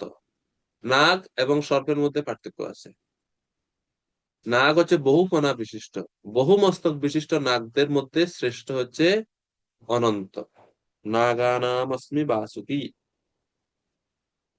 সর্পে, সর্প বা সাপ স্থলে থাকে, আর নাগ জলে থাকে। সাপ এবং নাগের মধ্যে এই হচ্ছে ভেদ, আর কোনো ভেদ নাই। যে নাগের লোক 28-এ বলছে না সর্পানাম অস্মি বাসুকি, তো সাপ হচ্ছে স্থলে থাকে, এটা মাটি মানে স্থলভাগে থাকে বেশিরভাগ সময়। আর যারা নাগ, তারা জলে থাকে সবসময়, তারা স্থলে আসে না, খুবই কম। তো এটা হচ্ছে পার্থক্য। তো এবং বাসুকি নাগ, সরি, অনন্ত, শেষ নাগ হচ্ছে সমস্ত নাগদের রাজা। ওনার 1 সহস্র ফণা আছে। ক্ষীরোদ সাগরে ভগবানের শয্যা হয়ে তিনি বিরাজমান আছেন, এবং ওনার উপরে ভগবান শায়িত আছেন। তিনি ভগবানের সঙ্গী হয়ে বিভিন্ন সময়ে অবতরণ করেছিলেন এই জগতে লীলা সহায়তার জন্য। এই জন্য উনি ভগবানের বিভূতি স্বরূপ অনন্ত দেব, অনন্ত শেষ, শেষ নাগ রূপে। এরপরে আহ জলচরদের মধ্যে আমি হচ্ছি বরুণ। বরুণ ইয়াদসামহম। বরুণ হচ্ছেন সকল জলচর প্রাণীর এবং জলদেবতাগণের অধিপতি এবং ভক্ত, তাই ভগবান একে তার বিভূতি রূপে বলছেন বা স্বীকার করছেন। বরুণ ইয়াদসামহম। এরপরে পিতৃনাম অরিয়মা চ अस्मि।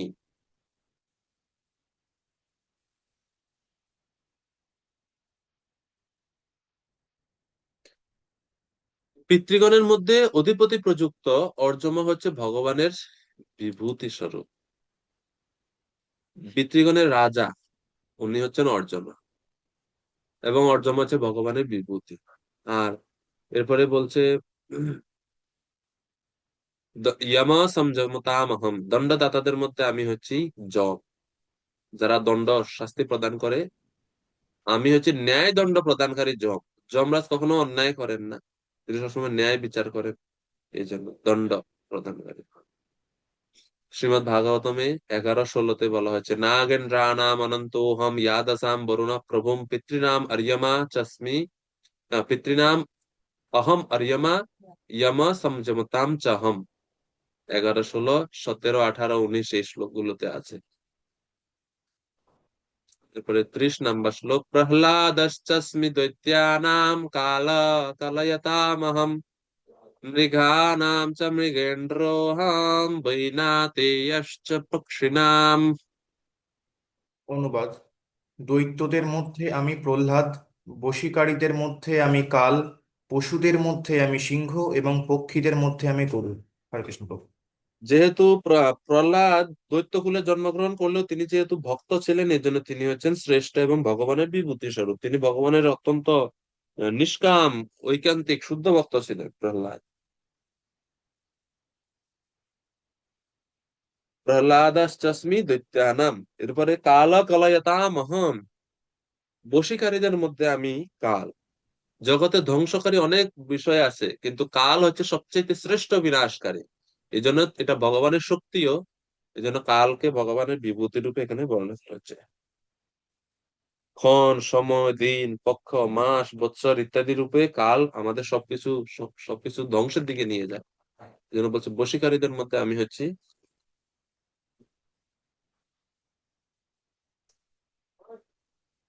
এরপরে ভগবান বলছেন মৃগানাম চ মৃগেন্দ্রোহম। পশুদের মধ্যে আমি হচ্ছে সিংহ। তো আমরা জানি বনের রাজা সিংহ। যেহেতু সমস্ত পশুদের মধ্যে অতিশয় বিক্রমশালী বা বিক্রম পরায়ণ, পরাক্রম পরা, অত্যন্ত শক্তিশালী, সেজন্য সিংহ ভগবানের বিভূতি স্বরূপ। মৃগানাম চ মৃগেন্দ্র, সিংহ, সিংহ।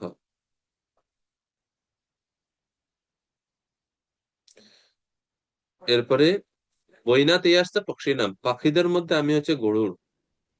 তো গরুড় দেব সম্বন্ধে আমরা জানি তিনি ভগবানের বাহন, বিষ্ণুর রথ বলা হয় ওনাকে কখনো কখনো। এবং তিনি হচ্ছে বিনতা আর পুত্র। বিনতা এবং কদ্রু দুইজন ওনারা সতীন। বিনতা কদ্রু, কদ্রুর পুত্র সন্তান হচ্ছে সাপেরা, আর বিনতার পুত্র হচ্ছে গরুড়। বিনতা বিনতা স্বভাবে তিনি শান্ত শিষ্ট ছিলেন, আর কদ্রু ছিল অত্যন্ত কোন স্বভাব বিশিষ্ট, দুষ্ট স্বভাব বিশিষ্ট। আর যেহেতু কুদ্রু বিনতাকে পছন্দ করতো না, হিংসা করত, ওই কারণে সাপ এবং গরুড়ের মধ্যে এই দ্বেষ ভাব চলে আসছে জন্মের সময় থেকে। বিনতাকে অনেক অত্যাচার করতো কুদ্রু। যাই হোক, এর কাহিনী আছে পুরাণে। শ্রীমদ ভাগবতমে বলা হয় ওই 11-16 অধ্যায়ে দৈত্যানাম প্রহ্লাদ সুরেশ্বরম কাল কলয়তামহম মৃগেন্দ্র শৃঙ্গিদংস্ট্রাম সুপর্ণ অহম পতত্রীনাম। এরপরে 31 নম্বর শ্লোক। 31 নম্বর শ্লোকে ভগবান আরো বলছেন পবিত্রকারী বস্তুদের মধ্যে আমি হচ্ছে বায়ু। বায়ু সমস্ত বস্তুকে পবিত্র করে। শস্ত্রধারীদের মধ্যে আমি হচ্ছে পরশুরাম। তো ভগবানের সপ্তাবেশ অবতার পরশুরাম, তিনি শস্ত্র ধারণ করে অধার্মিক কুশাসক ক্ষত্রিয়দের পৃথিবী থেকে তাদের নিধন করেন, পৃথিবীকে রক্ষা করেন। 21 বার ক্ষত্রিয় তিনি নিধন করেন। প্রভুপাদ বলছেন কোন এক তাৎপর্যে যে সেই সময় যখন হ্যাঁ, পরশুরাম এভাবে ক্ষত্রিয়দের কুশাসকদের এভাবে হত্যা করছিলেন, তখন ভয়ে কিছু কিছু ক্ষত্রিয়রা ইউরোপে আশ্রয় নেয় এবং তাদের বংশধররা এখন ইউরোপিয়ান বলে প্রসিদ্ধ। প্রভুপাদ এভাবে বলছেন। তো পরশুরাম হচ্ছে ভগবানের বিভূতি শস্ত্রধারীদের মধ্যে। এবারে ঝষানাম মকর চাস্মি, মৎস্যদের মধ্যে আমি হচ্ছে মকর। জলচর প্রাণীদের মধ্যে ভয়ঙ্কর প্রাণী হচ্ছে মকর। মকর এটা আহ, এখন দেখা যায় না অত, মানে আমরা দেখতে পাই না। মকর এটা হাঙর না, তিমি না, এর থেকেও আরো ভিন্ন একটা প্রাণী মকর।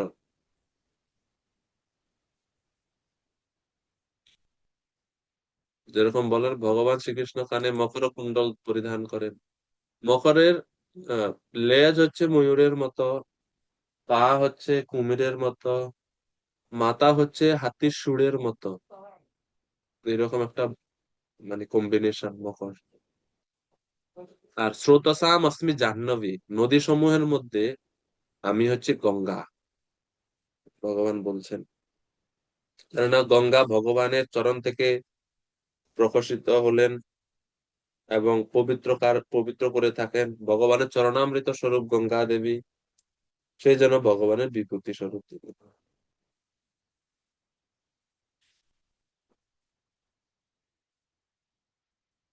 তো এইভাবে ভগবান অর্জুনকে বিভিন্ন বিভূতির দ্বারা তো বোঝাচ্ছেন যে কিভাবে সর্বত্র ভগবানকে দেখতে পাওয়া যায়, ভগবানকে উপলব্ধি করতে পাওয়া যায়। গঙ্গাতে গেলে এখন ভগবানের কথা মনে পড়বে আর ভগবানের বিভূতি। বাতাস যখন প্রবাহিত হয় তখন আপনার ভগবানের কথা মনে পড়বে, এটা ভগবানের বিভূতি। ভগবান। বায়ু, পবিত্রকারী বস্তু বায়ু। যখন জল খাবেন ভগবানের কথা মনে পড়বে, ভগবান বলছেন হ্যাঁ, আমি হচ্ছে জলের স্বাদ। এইভাবে সর্বত্র ভগবানের কথা যেন মনে পড়ে সবকিছুতে। 32 নম্বর শ্লোক, প্রভু অনুবাদ করুন কৃপা করে। আচ্ছা তো হরে কৃষ্ণ। হে অর্জুন, সমস্ত সৃষ্ট বস্তুর মধ্যে আমি আদি, অন্ত ও মধ্য। সমস্ত বিদ্যার মধ্যে আমি অধ্যাত্ম বিদ্যা, এবং তার্কিকদের বাদ, জল্প ও বিতণ্ডার মধ্যে আমি সিদ্ধান্তবাদ। হরে কৃষ্ণ। তো এটা খুব সুন্দর। এই শ্লোকে বলা হচ্ছে যে ভগবান বলছেন যে যা কিছু সৃষ্টি হয় সেই জড় সৃষ্টির আদি মধ্য অন্ত এবং তাদের সৃষ্টি স্থিতি সংহার আমার থেকেই হয়। অহম আদিশ্চ মধ্যস্থ ভূতানাম অন্ত এবচ, অলরেডি ভগবান বলছেন আগে 20 শ্লোকে, 20 নম্বর শ্লোকে।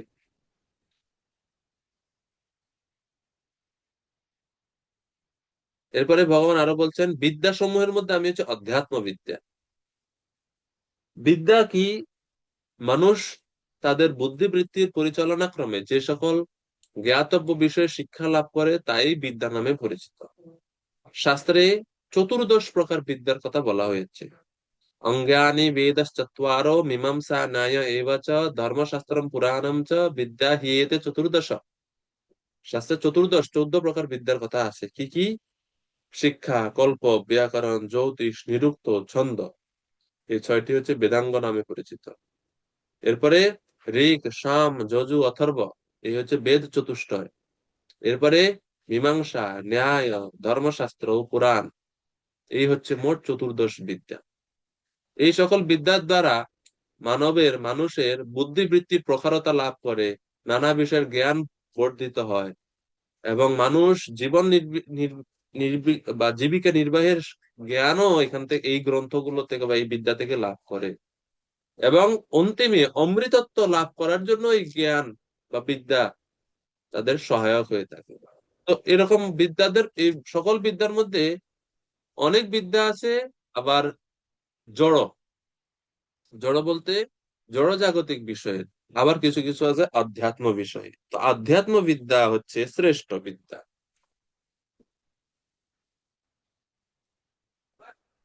আধ্যাত্ম বিদ্যা হচ্ছে ভগবানের আত্মজ্ঞান রূপী বা আত্মাকে কিভাবে জড়বন্ধন থেকে মুক্ত করা যায় সেই সম্বন্ধে বিদ্যা হচ্ছে ভগবানের বিভূতি স্বরূপ। এটা হচ্ছে আত্মবিদ্যাও বলা হয়ে থাকে। বলদেব বিদ্যাভূষণ প্রভু বেদান্তকে অধ্যাত্ম বিদ্যা বলে বর্ণনা করেছেন ওনার ভাষ্য গ্রন্থ ভাষ্যতে। বেদান্ত সূত্র বা বেদান্তর জ্ঞানকে। এরপরে ভগবান আরো বলছেন বাদীদের মধ্যে, বাদ সমূহের মধ্যে, বাদ প্রবততামহম, তার্কিকদের মধ্যে, বাদ সমূহের মধ্যে আমি হচ্ছে সিদ্ধান্তবাদ। তো তার্কিকগণের মধ্যে যারা তর্ক করে কোন একটা বিষয় নিয়ে, যখন শাস্ত্র আলোচনা করা হয় তা তিন প্রকারের হয়ে থাকে: জল্প, বিতণ্ডা এবং বাদ। এই তিন প্রকারের তর্ক হয়ে থাকে। এর মধ্যে ভগবান হচ্ছে আমি হচ্ছে সিদ্ধান্তবাদ, অর্থাৎ শ্রেষ্ঠা। বাদ, জল্প, বিতণ্ডার মধ্যে আমি হচ্ছে শ্রেষ্ঠা। জল্প কি, বিতণ্ডা কি এবং বাদ কি, এরও সংজ্ঞা দেওয়া আছে। জল্প হচ্ছে যুক্তি প্রযুক্তির দ্বারা নিজের পক্ষকে রক্ষা, অপর পক্ষকে খণ্ডন করে নিজের পক্ষের জয় ও অপর পক্ষকে পরাজিত করার চিন্তায় যে শাস্ত্র আলোচনা করা হয় তাকে বলা হয় জল্প।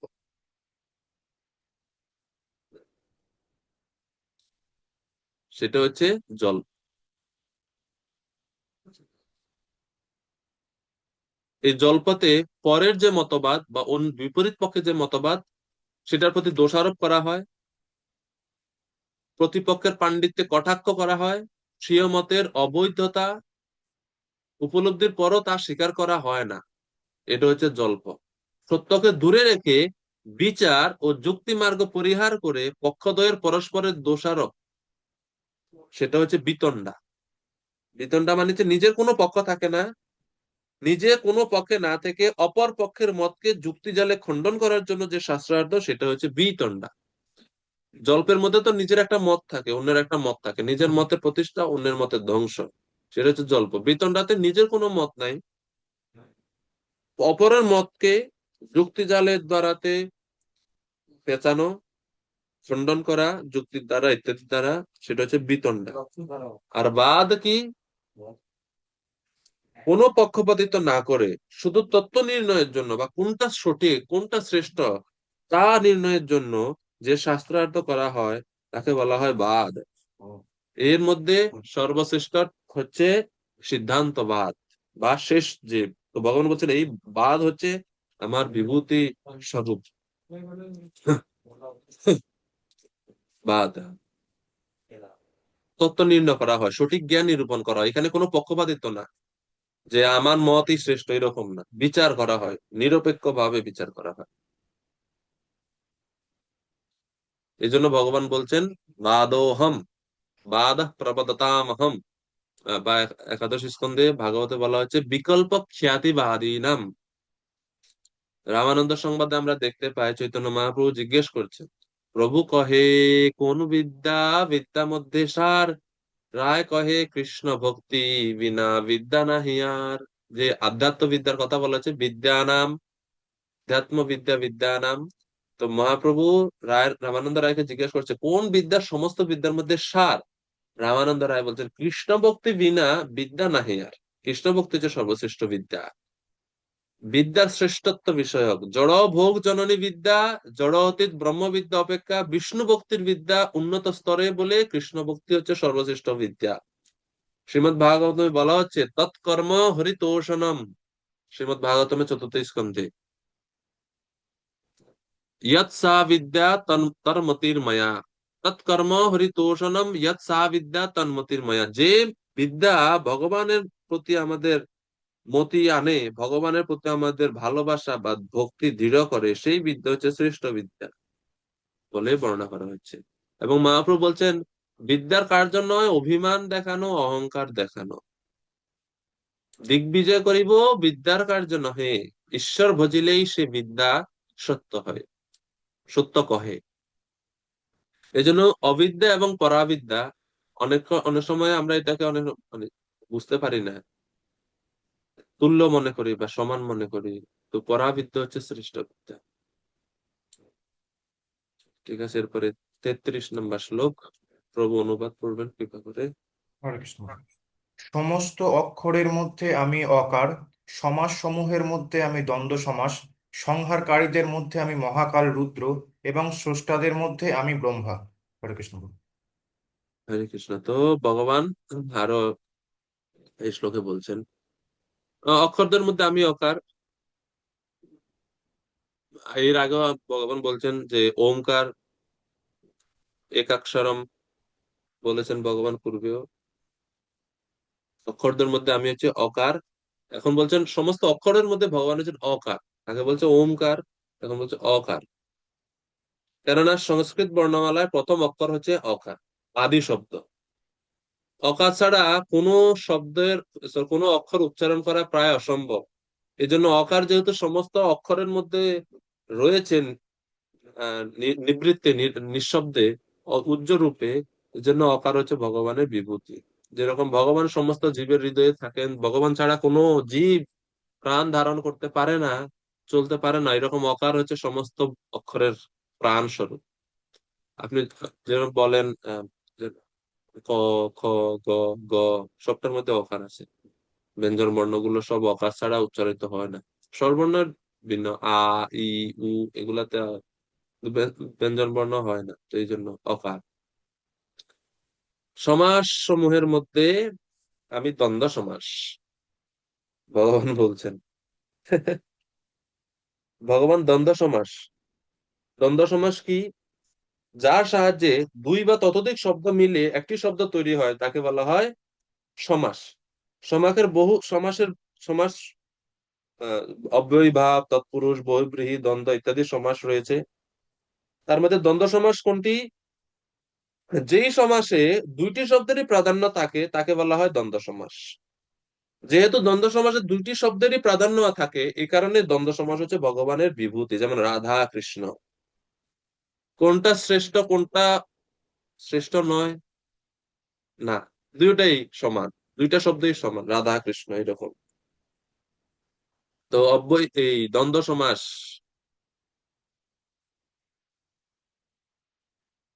তৎপুরুষ সমাসে পরের শব্দটি প্রাধান্য থাকে, অব্যয়ীভাব সমাসে প্রথম শব্দটি প্রাধান্য থাকে, বহুব্রীহি সমাসে দুইটি শব্দ যোগ হয়ে অন্য কোনো কিছু বোঝায়। কিন্তু দ্বন্দ্ব সমাসে উভয় পদেরই প্রাধান্য থাকে, এই জন্য দ্বন্দ্ব সমাসটা শ্রেষ্ঠ বলে ভগবান বলছেন। এরপরে ভগবান আবার বলছেন, আমি হচ্ছে অক্ষয় কাল। কাল ভগবানের প্রতিনিধি স্বরূপ। সংহারকারীদের মধ্যে আমি হচ্ছে মহাকাল, কাল স্বরূপ। কাল কৃষ্ণের প্রতিনিধি, ভগবানের বিভূতি। কাল উম, বিশ্বনাথ চক্রবর্তী ঠাকুর বলছেন কাল দুই প্রকার, একটা হচ্ছে পরমায়ু রূপ কাল আর একটা হচ্ছে প্রবাহ রূপ কাল। এখানে প্রবাহ রূপ অক্ষয় কালের কথা বলা হলো, আর 38 নম্বর শ্লোকে পরমায়ু রূপ কালের কথা ভগবান বলবেন। এরপরে ধাতাহম বিশ্বত মুখম, বিশ্বত মুখম বা সর্বদিকে মুখ বিশিষ্ট হওয়ায় ভগবানের দৃষ্টি সমস্ত প্রাণীর উপর থাকে, তাই সকলের ধারণা, ধারণ পোষণ ভগবান করে থাকেন। তো ব্রহ্মাজিরও মুখ সব দিকে থাকে, এই যে ভগবানের বিভূতি স্বরূপ ব্রহ্মাজি। স্রষ্টাদের মধ্যে আমি হচ্ছি ব্রহ্মা। ঠিক আছে, এরপরে 34 নম্বর শ্লোক, মৃত্যু সর্বহরশ্চাহম, সর্বহরশ্চাহম উদ্ভবশ্চা ভবিষ্যতাম, কীর্তি শ্রীবাক্চ নারীণাম স্মৃতির মেধা ধৃতি ক্ষমা। 34 নম্বর শ্লোকে ভগবান বলতেন সমস্ত হরণকারীদের মধ্যে আমি সর্বগ্রাসী মৃত্যু। তো মৃত্যু সবকিছুকে হরণ করেন, সবকিছুকে ধ্বংস করে। মৃত্যু এতই শক্তি সমর্থ, এতই পরাক্রমশালী, কেউ এটা থেকে রক্ষা পায় না। এই জন্য মৃত্যু ভগবানের প্রতিনিধি। এরপরে উদ্ভবশ্চ ভবিষ্যতাম। উদ্ভবশ্চ ভবিষ্যতাম মানে কি? ভাবি কালের বস্তুসমূহের মধ্যে আমি উদ্ভব বা প্রারম্ভ। প্রতিটি জীবের জীবন চক্র রয়েছে, জন্ম, বৃদ্ধি, স্থিতি, প্রজনন, ক্ষয়, মৃত্যু। এই ছয়টা যে, বা এই যে জীবনের যে যে ছয়টা ক্রম, এটা শুরুটা হয় কি দিয়ে? জন্ম দিয়ে। মাতৃগর্ভে জীবের উদ্ভবের মাধ্যমেই তার ভবিষ্যতের এই ছয়টা কার্যকলাপের সূচনা হয়। আর এই যে উদ্ভব শক্তিটা, এটাই হচ্ছে ভগবানের প্রতিনিধি বা ভগবানের বিভূতি স্বরূপ। উদ্ভব, উদ্ভব হওয়া, কোনো কিছু নতুন করে প্রকাশিত হওয়া, এইরকম। উদ্ভবশ্চ ভবিষ্যতা।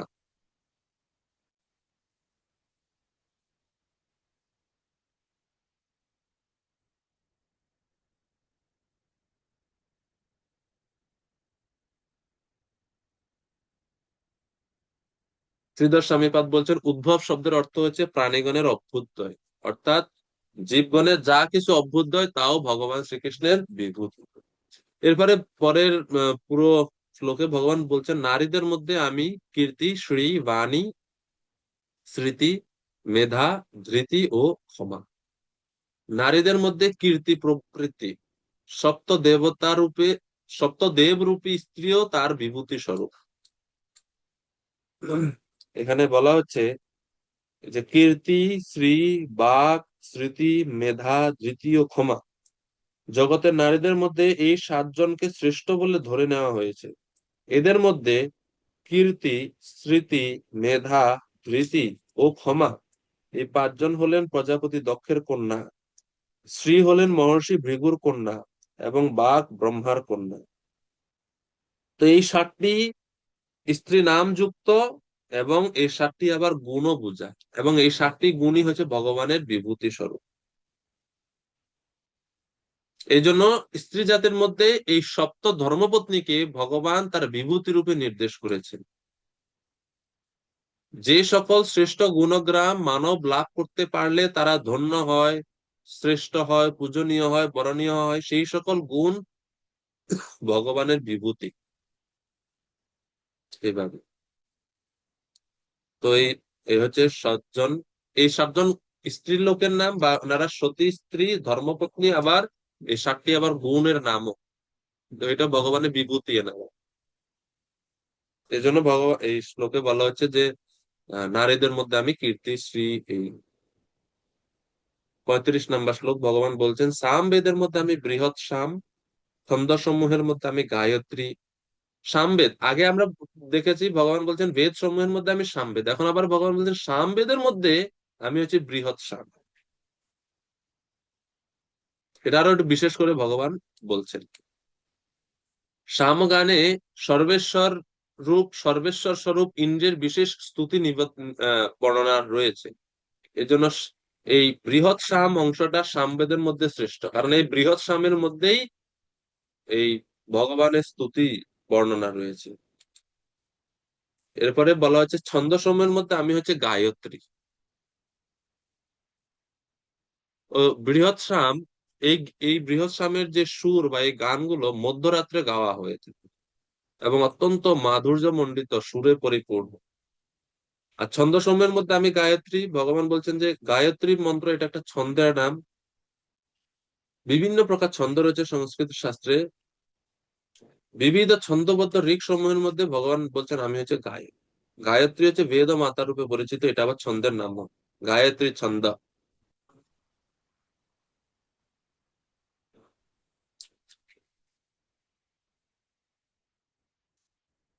গায়ত্রী মন্ত্র, গায়ত্রী ছন্দ।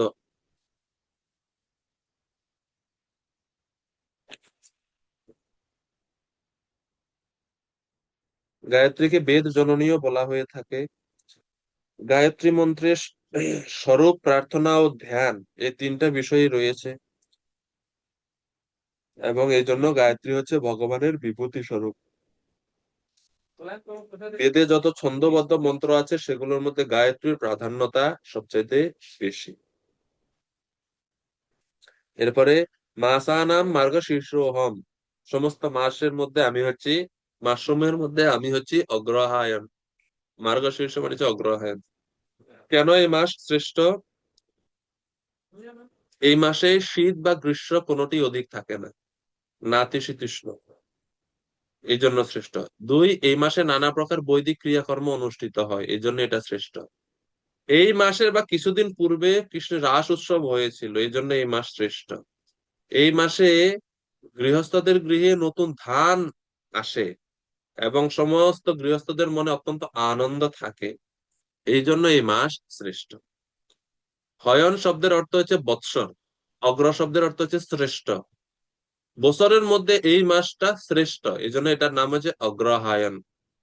অগ্রহায়ণ বলি না আমরা বাংলা, অগ্রহায়ণ। হায়ন শব্দের অর্থ হচ্ছে বৎসর, অগ্র শব্দের অর্থ হচ্ছে শ্রেষ্ঠ বা প্রথম। তো অগ্রশীর্ষ, অগ্রহায়ণ বা মার্গশীর্ষ হচ্ছে মাসসমূহের মধ্যে শ্রেষ্ঠ, এই জন্য বলা হয়। আরেকটা জিনিস দেখেন, কার্তিক মাস হচ্ছে শ্রীমতী রাধারানীর মাস, ওই মাসের অধিষ্ঠাতা দেবী হচ্ছে শ্রীমতী রাধারানী।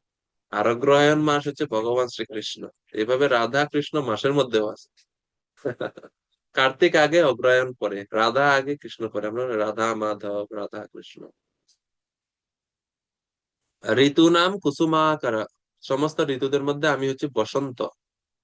বসন্তকে কুসুমাকার বলা হয়। আকার শব্দের অর্থ হচ্ছে খনি বা অনেক পরিমাণে আছে এরকম। কুসুম শব্দের অর্থ হচ্ছে ফুল। বসন্ত ঋতুতে ফুলে চতুর্দিক পরিপূর্ণ হয়ে ওঠে, এই জন্য এটাকে বলা হয় কুসুমাকার। এটা যেহেতু সব দিকে ফুলে ফুলময় হয়ে ওঠে, এই ঋতু অত্যন্ত সুন্দর।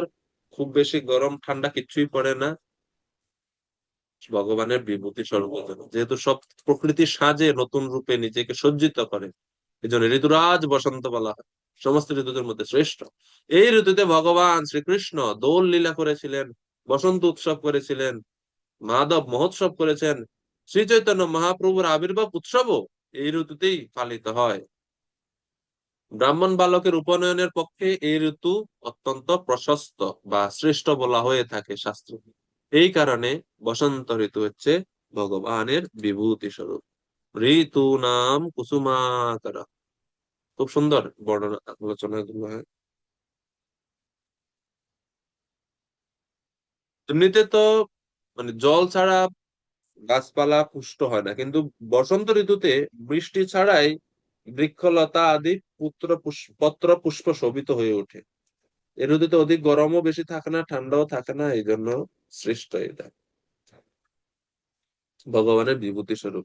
চিন্ময় জগতের যে পরিবেশ, গোলক বৃন্দাবনের যে নিত্য পরিবেশ, তার একটা ছোট্ট মানে সংক্ষিপ্ত একটা রূপ আমরা বসন্ত ঋতুতে এই জগতে দেখতে পাই।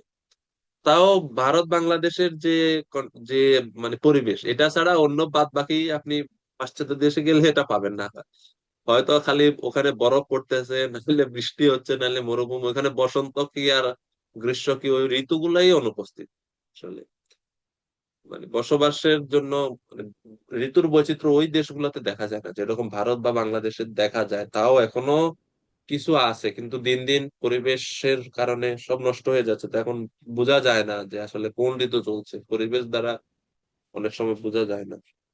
তিনটেই এখন খালি বোঝা যায়, যে বৃষ্টি হচ্ছে মানে বর্ষা, গরম পড়ছে মানে গ্রীষ্ম, শীত পড়ছে মানে শীতকাল। আর এই যে বসন্ত, হেমন্ত, এগুলা আর বোঝা যায় না। গ্রীষ্ম, বর্ষা, শরৎ, হেমন্ত, শীত ও বসন্ত, এগুলো বাদ বাকিগুলো আর বোঝা যায় না। তিনটা এখন হাওয়া হয়ে গেছে। 36 নম্বর শ্লোক। প্রভু অনুবাদ করুন কৃপা করে। হরে কৃষ্ণ প্রভু। সমস্ত বঞ্চনাকারীদের মধ্যে আমি দ্রুতক্রীড়া এবং তেজস্বীদের মধ্যে আমি তেজ, আমি বিজয়, আমি উদ্যম এবং বলবানদের মধ্যে আমি বল। হরে কৃষ্ণ প্রভু। হরে কৃষ্ণ। তো ভগবান বলছেন বঞ্চনাকারীদের মধ্যে আমি হচ্ছি দ্রুত ক্রীড়া। সমস্ত বঞ্চনাকারীদের মধ্যে, সমস্ত রকম প্রবঞ্চনার মধ্যে দ্রুত ক্রীড়া হচ্ছে শ্রেষ্ঠ, তাই তা শ্রীকৃষ্ণের প্রতীক। প্রতারকদের মধ্যে শ্রীকৃষ্ণ শ্রেষ্ঠ। ভগবান বলছেন এই পরে মনে হয় আসবে, ছলম ছলয়া তাম আসমি, ছলনাকারীদের মধ্যে আমি শ্রেষ্ঠ। তার প্রতারণা কেউ রোধ করতে পারে না। যদি কৃষ্ণ প্রতারণা করতে চায়, কেউ এটা রোধ করতে পারে না। শকুনি, শকুনির মতো প্রতারক ভগবান শ্রীকৃষ্ণকে ভয় পায়। কৃষ্ণ সব দিক থেকে তিনি শ্রেষ্ঠ,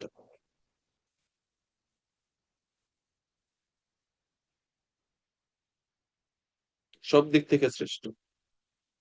সর্বত্র ভগবান অবস্থিত, কোনো কিছু দিয়ে ভগবানকে হারানো যায় না। এই জন্য ভগবানের মধ্যে ভালো খারাপ সবটাই আছে, কেননা ভগবান হচ্ছে সবকিছুর উৎস। তো ভালোটা আছে, খারাপটাও তোমার মধ্যে থাকতে হবে। তিনি মরপতি, তিনি অমরপতি, সবটাই এইভাবে। এরপরে তেজস্বীদের মধ্যে যে তেজ, সেটা হচ্ছে ভগবানের বিভূতি। ভগবান বলছে আমি হচ্ছে বিজয়, জয় অস্মি, আমি হচ্ছে বিজয়। আমি হচ্ছে উদ্যমীদের মধ্যে যে উদ্যম, সেটা হচ্ছে আমার বিভূতি। তারপরে সত্যম সত্যবতামহম, সাত্বিক মানুষদের যে সত্যগুণ এবং সাত্বিক ভাব বা আচরণ দেখা যায়, তা হচ্ছে ভগবানের বিভূতি। তো এই সবগুলো হচ্ছে ভগবানের বিভূতি। তারপরে 37 নম্বর শ্লোক।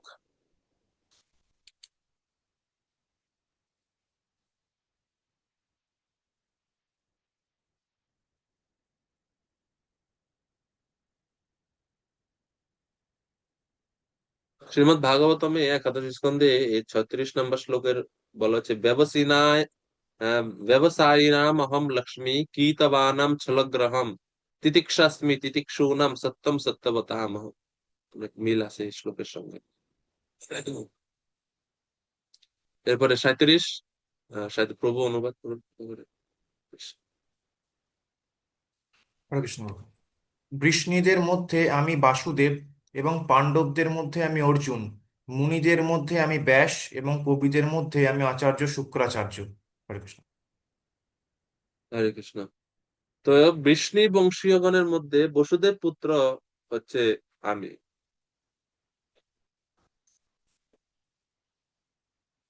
এখন প্রশ্ন হচ্ছে, এই যে বাসুদেব ইনি কে? তো বলদেব বিদ্যাভূষণ প্রভু বলছেন যে বৃষ্ণিগণের মধ্যে আমি বসুদেব পুত্র সংকর্ষণ অর্থাৎ বলরাম। এই স্থলে বসুদেব পুত্র কৃষ্ণ নয়, কারণ তিনি স্বয়ংরূপ, সুতরাং তাকে বিভূতির মধ্যে গণনা করা উচিত নয়। এই জন্য সংকর্ষণ হচ্ছে তার বিভূতি। এখানে বাসুদেব বলতে সংকর্ষণকে বা বলরামকে বুঝতে হবে, এরকম তিনি বলছেন। বিশ্বনাথ চক্রবর্তী ঠাকুর বলছেন বৃষ্ণিদের মধ্যে আমি বাসুদেব, আমার পিতা বসুদেব আমার বিভূতি। এইভাবে বসুদেবকে উনি বিভূতি বলছেন। তো দুইটা ভিন্ন দেখতে পাচ্ছি ব্যাখ্যা আমরা। বাসুদেবের অর্থ প্রভুপাদ লিখছেন তাৎপর্যে বসুদেবের সন্তান। কৃষ্ণ বলরাম উভয় বসুদেবের সন্তান রূপে অবতরণ করেন বাসুদেব। পাণ্ডবদের মধ্যে আমি অর্জুন, ভগবান বলছেন, কেননা অর্জুন হচ্ছে সমস্ত পাণ্ডবদের মধ্যে শ্রেষ্ঠ পরাক্রমে, বুদ্ধিতে, এবং সবচাইতে বড় তিনি ভগবানের সখা ধনঞ্জয়। তিনি নররূপে নরনারায়ণ ঋষির মধ্যে যে অবতরণ হয়েছেন সে অর্জুন রূপে। এই কারণে মুনিনাম অপি অহম ব্যাস, মুনিগণের মধ্যে আমি হচ্ছে ব্যাসদেব। ব্যাস রূপে তিনি কি করলেন? মানুষের মঙ্গল সাধনের জন্য বেদ শাস্ত্রকে সংকলন করলেন, 4 ভাগে ভাগ করলেন। সেজন্য মুনিদের মধ্যে ব্যাস হচ্ছে শ্রেষ্ঠ, এবং ভগবানের অবতার তিনি, অবতার হেতু তিনি শ্রেষ্ঠ। এবং কবিদের মধ্যে শুক্রাচার্য হচ্ছে শ্রেষ্ঠ। কবি তাদের বলা হয় যারা কোনো বিষয়ে পুঙ্খানুপুঙ্খভাবে চিন্তা করতে সক্ষম। এবং কবিদের মধ্যে দৈত্যদের কুলগুরু শুক্রাচার্য হচ্ছে শ্রেষ্ঠ। তিনি অত্যন্ত বুদ্ধিমান এবং দূরদৃষ্টি সম্পন্ন রাজনীতিজ্ঞ।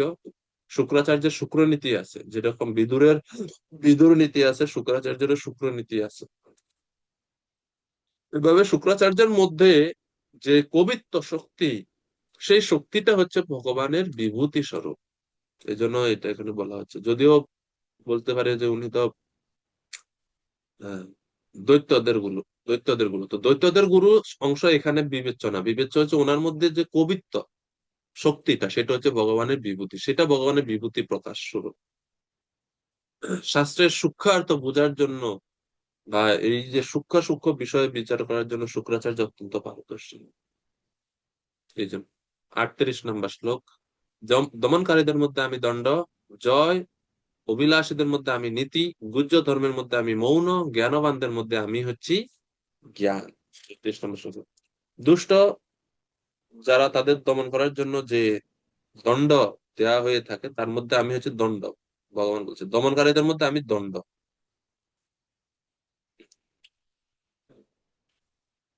দণ্ড নীতি হচ্ছে ভগবানের বিভূতি। এবারে নীতির অস্মি জিগীষাতাম, নীতির আশ্রয় গ্রহণ করলে মানুষ বিজয় প্রাপ্ত হয়। নীতিকে এই জন্য বিজয় বলা হয়ে থাকে। এই জন্য বলছে জয় অভিলাষীদের মধ্যে আমি হচ্ছে, যারা বিজয় চায় তাদের মধ্যে আমি হচ্ছে নীতি। নীতির অস্মি জিগীষাতা।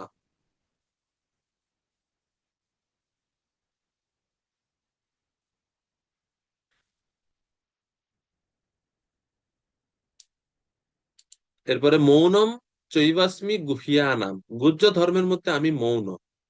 শ্রবণ মনন ও ধ্যান, এই গুপ্ত কার্যাবলীর মধ্যে মৌনতা হচ্ছে শ্রেষ্ঠ, যার সাহায্যে দ্রুত আধ্যাত্মিক উন্নতি লাভ হয়।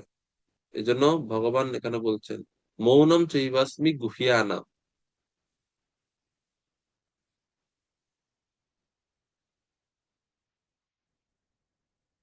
গোপনীয় বিষয় প্রকাশিত হলে নিজের হানি হয়, এজন্য যে মানে মৌনতা অবলম্বন করে। মৌনতাও হচ্ছে ভগবানের একটা বিভূতি। মৌনতা মানে চুপ থাকা, কথা না বলা, বা মৌনতা মানে হচ্ছে ভগবত সম্বন্ধীয় কথা বলা। প্রভুপাদ বলছে যে মৌনতার মাধ্যমে অতি শীঘ্রই আমরা আধ্যাত্মিক উন্নতি লাভ করতে পারি। আর জ্ঞানম জ্ঞানবতাম চহম, জ্ঞানবানদের মধ্যে আমি হচ্ছে জ্ঞান। জড় চেতন পার্থক্য নিরূপ, জ্ঞানী কাকে বলা হয়? জ্ঞানী তাকে বলা হয় যিনি জড় ও চেতনের মধ্যে পার্থক্য নিরূপণ করতে পারেন, অর্থাৎ ভগবানের উৎকৃষ্টা ও নিকৃষ্ট প্রকৃতির পার্থক্য যিনি নিরূপণ করতে পারেন তিনি হচ্ছেন জ্ঞানী। এবং এই যে জ্ঞান, সেটা হচ্ছে ভগবান শ্রীকৃষ্ণ, কৃষ্ণের বিভূতি হচ্ছে সেই জ্ঞান। প্রভুপাদ ব্যাখ্যা করছে। এরপর 39 নম্বর শ্লোক। 39 নম্বর শ্লোকে ভগবান আরো বলছেন, হে অর্জুন, যা সর্বভূতের বীজ স্বরূপ তাও আমি।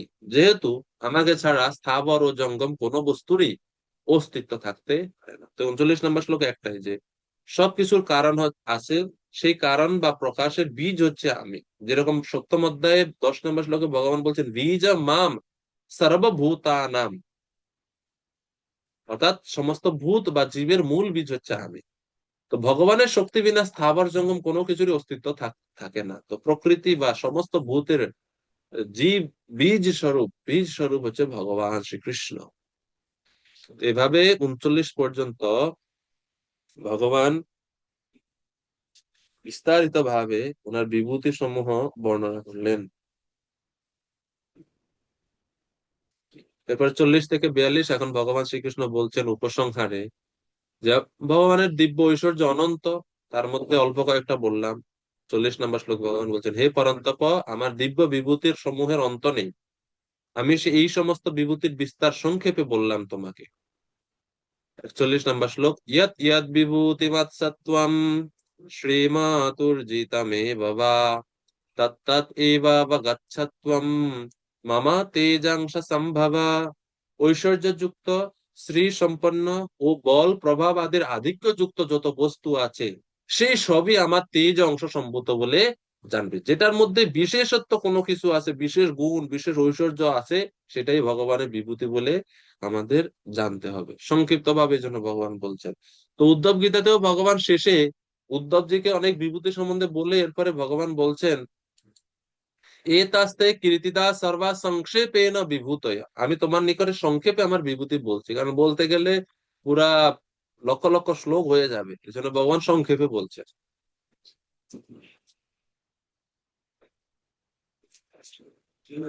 এবং আমরা দেখি দ্বিতীয় স্কন্ধে ব্রহ্মাজি বলছেন, ইয়ৎ কিঞ্চিত লোকে ভগবত মহৎ स्वदो रजः स्वस्व बलत् क्षमावत श्रीहिर विभूत्यात्मवत् অদ্ভুতার বর্ণম তত্ত্বম পরম রূপবদ স্বরূপম।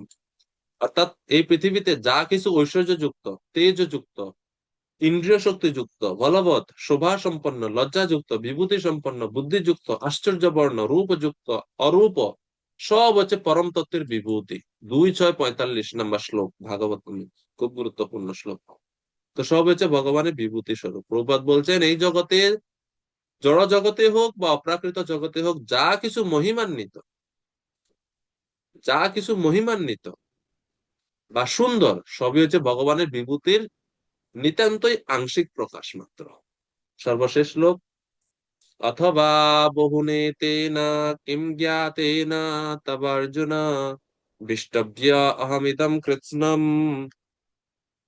একাংশেন স্থিতো জগৎ। হে অর্জুন, অথবা এই প্রকার বহু জ্ঞানের দ্বারা তোমার কি প্রয়োজন? আমি আমার এক অংশের দ্বারা সমগ্র জগতে ব্যপ্ত হয়ে আছি। এই যে এত বিভূতির কথা বলা হলো, সব হচ্ছে ভগবানের এক অংশে না স্থিত জগৎ, একটা অংশের দ্বারা। তো এই জড় জগৎকে বলা হয় এক পাদ বিভূতি, এবং চিন্ময় জগৎকে বলা হয় ত্রিপাদ বিভূতি। চিন্ময় জগতে ভগবানের শক্তি সমূহের 4 ভাগের 3 ভাগ চিন্ময় জগতে, আর 1 ভাগ একাংশে এই জগৎ, এই পুরো জড় ব্রহ্মাণ্ড ভগবান পরিচালনা করছেন। তো এই হচ্ছে ভগবান। তাহলে বুঝতে পারি আমরা অল্পতে বা খুব সহজে যে চিন্ময় জগতের বিভূতি সমূহ বা বৈচিত্র্য সমূহ না আরো কত বিশাল হবে, আরো কত আশ্চর্যজনক হবে। একাংশে স্থিত জগৎ, আমার অংশ কৃষ্ণ অংশ প্রকাশের দ্বারা ছোট্ট অংশের দ্বারা তিনি এই জগতে ব্যপ্ত হয়ে আছেন ভগবান। কৃষ্ণ বুঝাতে চাইছেন যদিও আমি অনন্ত, তবুও আমার একটা ক্ষুদ্র অংশের কথা তোমাকে বলেছি, সুতরাং তোমার এত জ্ঞান জানার প্রয়োজন নেই। শ্রীল প্রভুপাদ বলছেন দেবদেবীর পূজা করে থাকে অনেকে, কিন্তু এখানে দেবদেবীর পূজা করতে সম্পূর্ণরূপে নিরুৎসাহিত করা হয়েছে, কারণ ব্রহ্মা ও শিবের মতো সৃষ্ট দেবতারাও হচ্ছে ভগবানের অনন্ত বিভূতির অংশ মাত্র। ভগবান হচ্ছেন শ্রেষ্ঠ। ইয়ৎ শক্তি লেশাৎ সূর্যাদ্যা ভবন্তি অতিউগ্র তেজসঃ ইয়দংশেন ধৃতম বিশ্বম স কৃষ্ণো দশমী অচ্যুতে। অর্থাৎ ভগবান শ্রীকৃষ্ণের বলবান শক্তি থেকে এমনকি শক্তিশালী সূর্য তার শক্তি লাভ করে, এবং ভগবান শ্রীকৃষ্ণের অংশ প্রকাশের দ্বারা সমগ্র বিশ্ব ব্রহ্মাণ্ড প্রতিপালিত হয়। সেই কারণে ভগবান শ্রীকৃষ্ণ হচ্ছেন আরাধ্য। ইতি পরম ব্রহ্মের ঐশ্বর্য বিষয়ক বিভূতি যোগ নামক শ্রীমদ্ ভগবদ গীতার 10ম অধ্যায়ের ভক্তি বেদান্ত তাৎপর্য সমাপ্ত। হরে কৃষ্ণ কৃষ্ণ কৃষ্ণ হরে হরে, হরে রাম রাম রাম হরে হরে।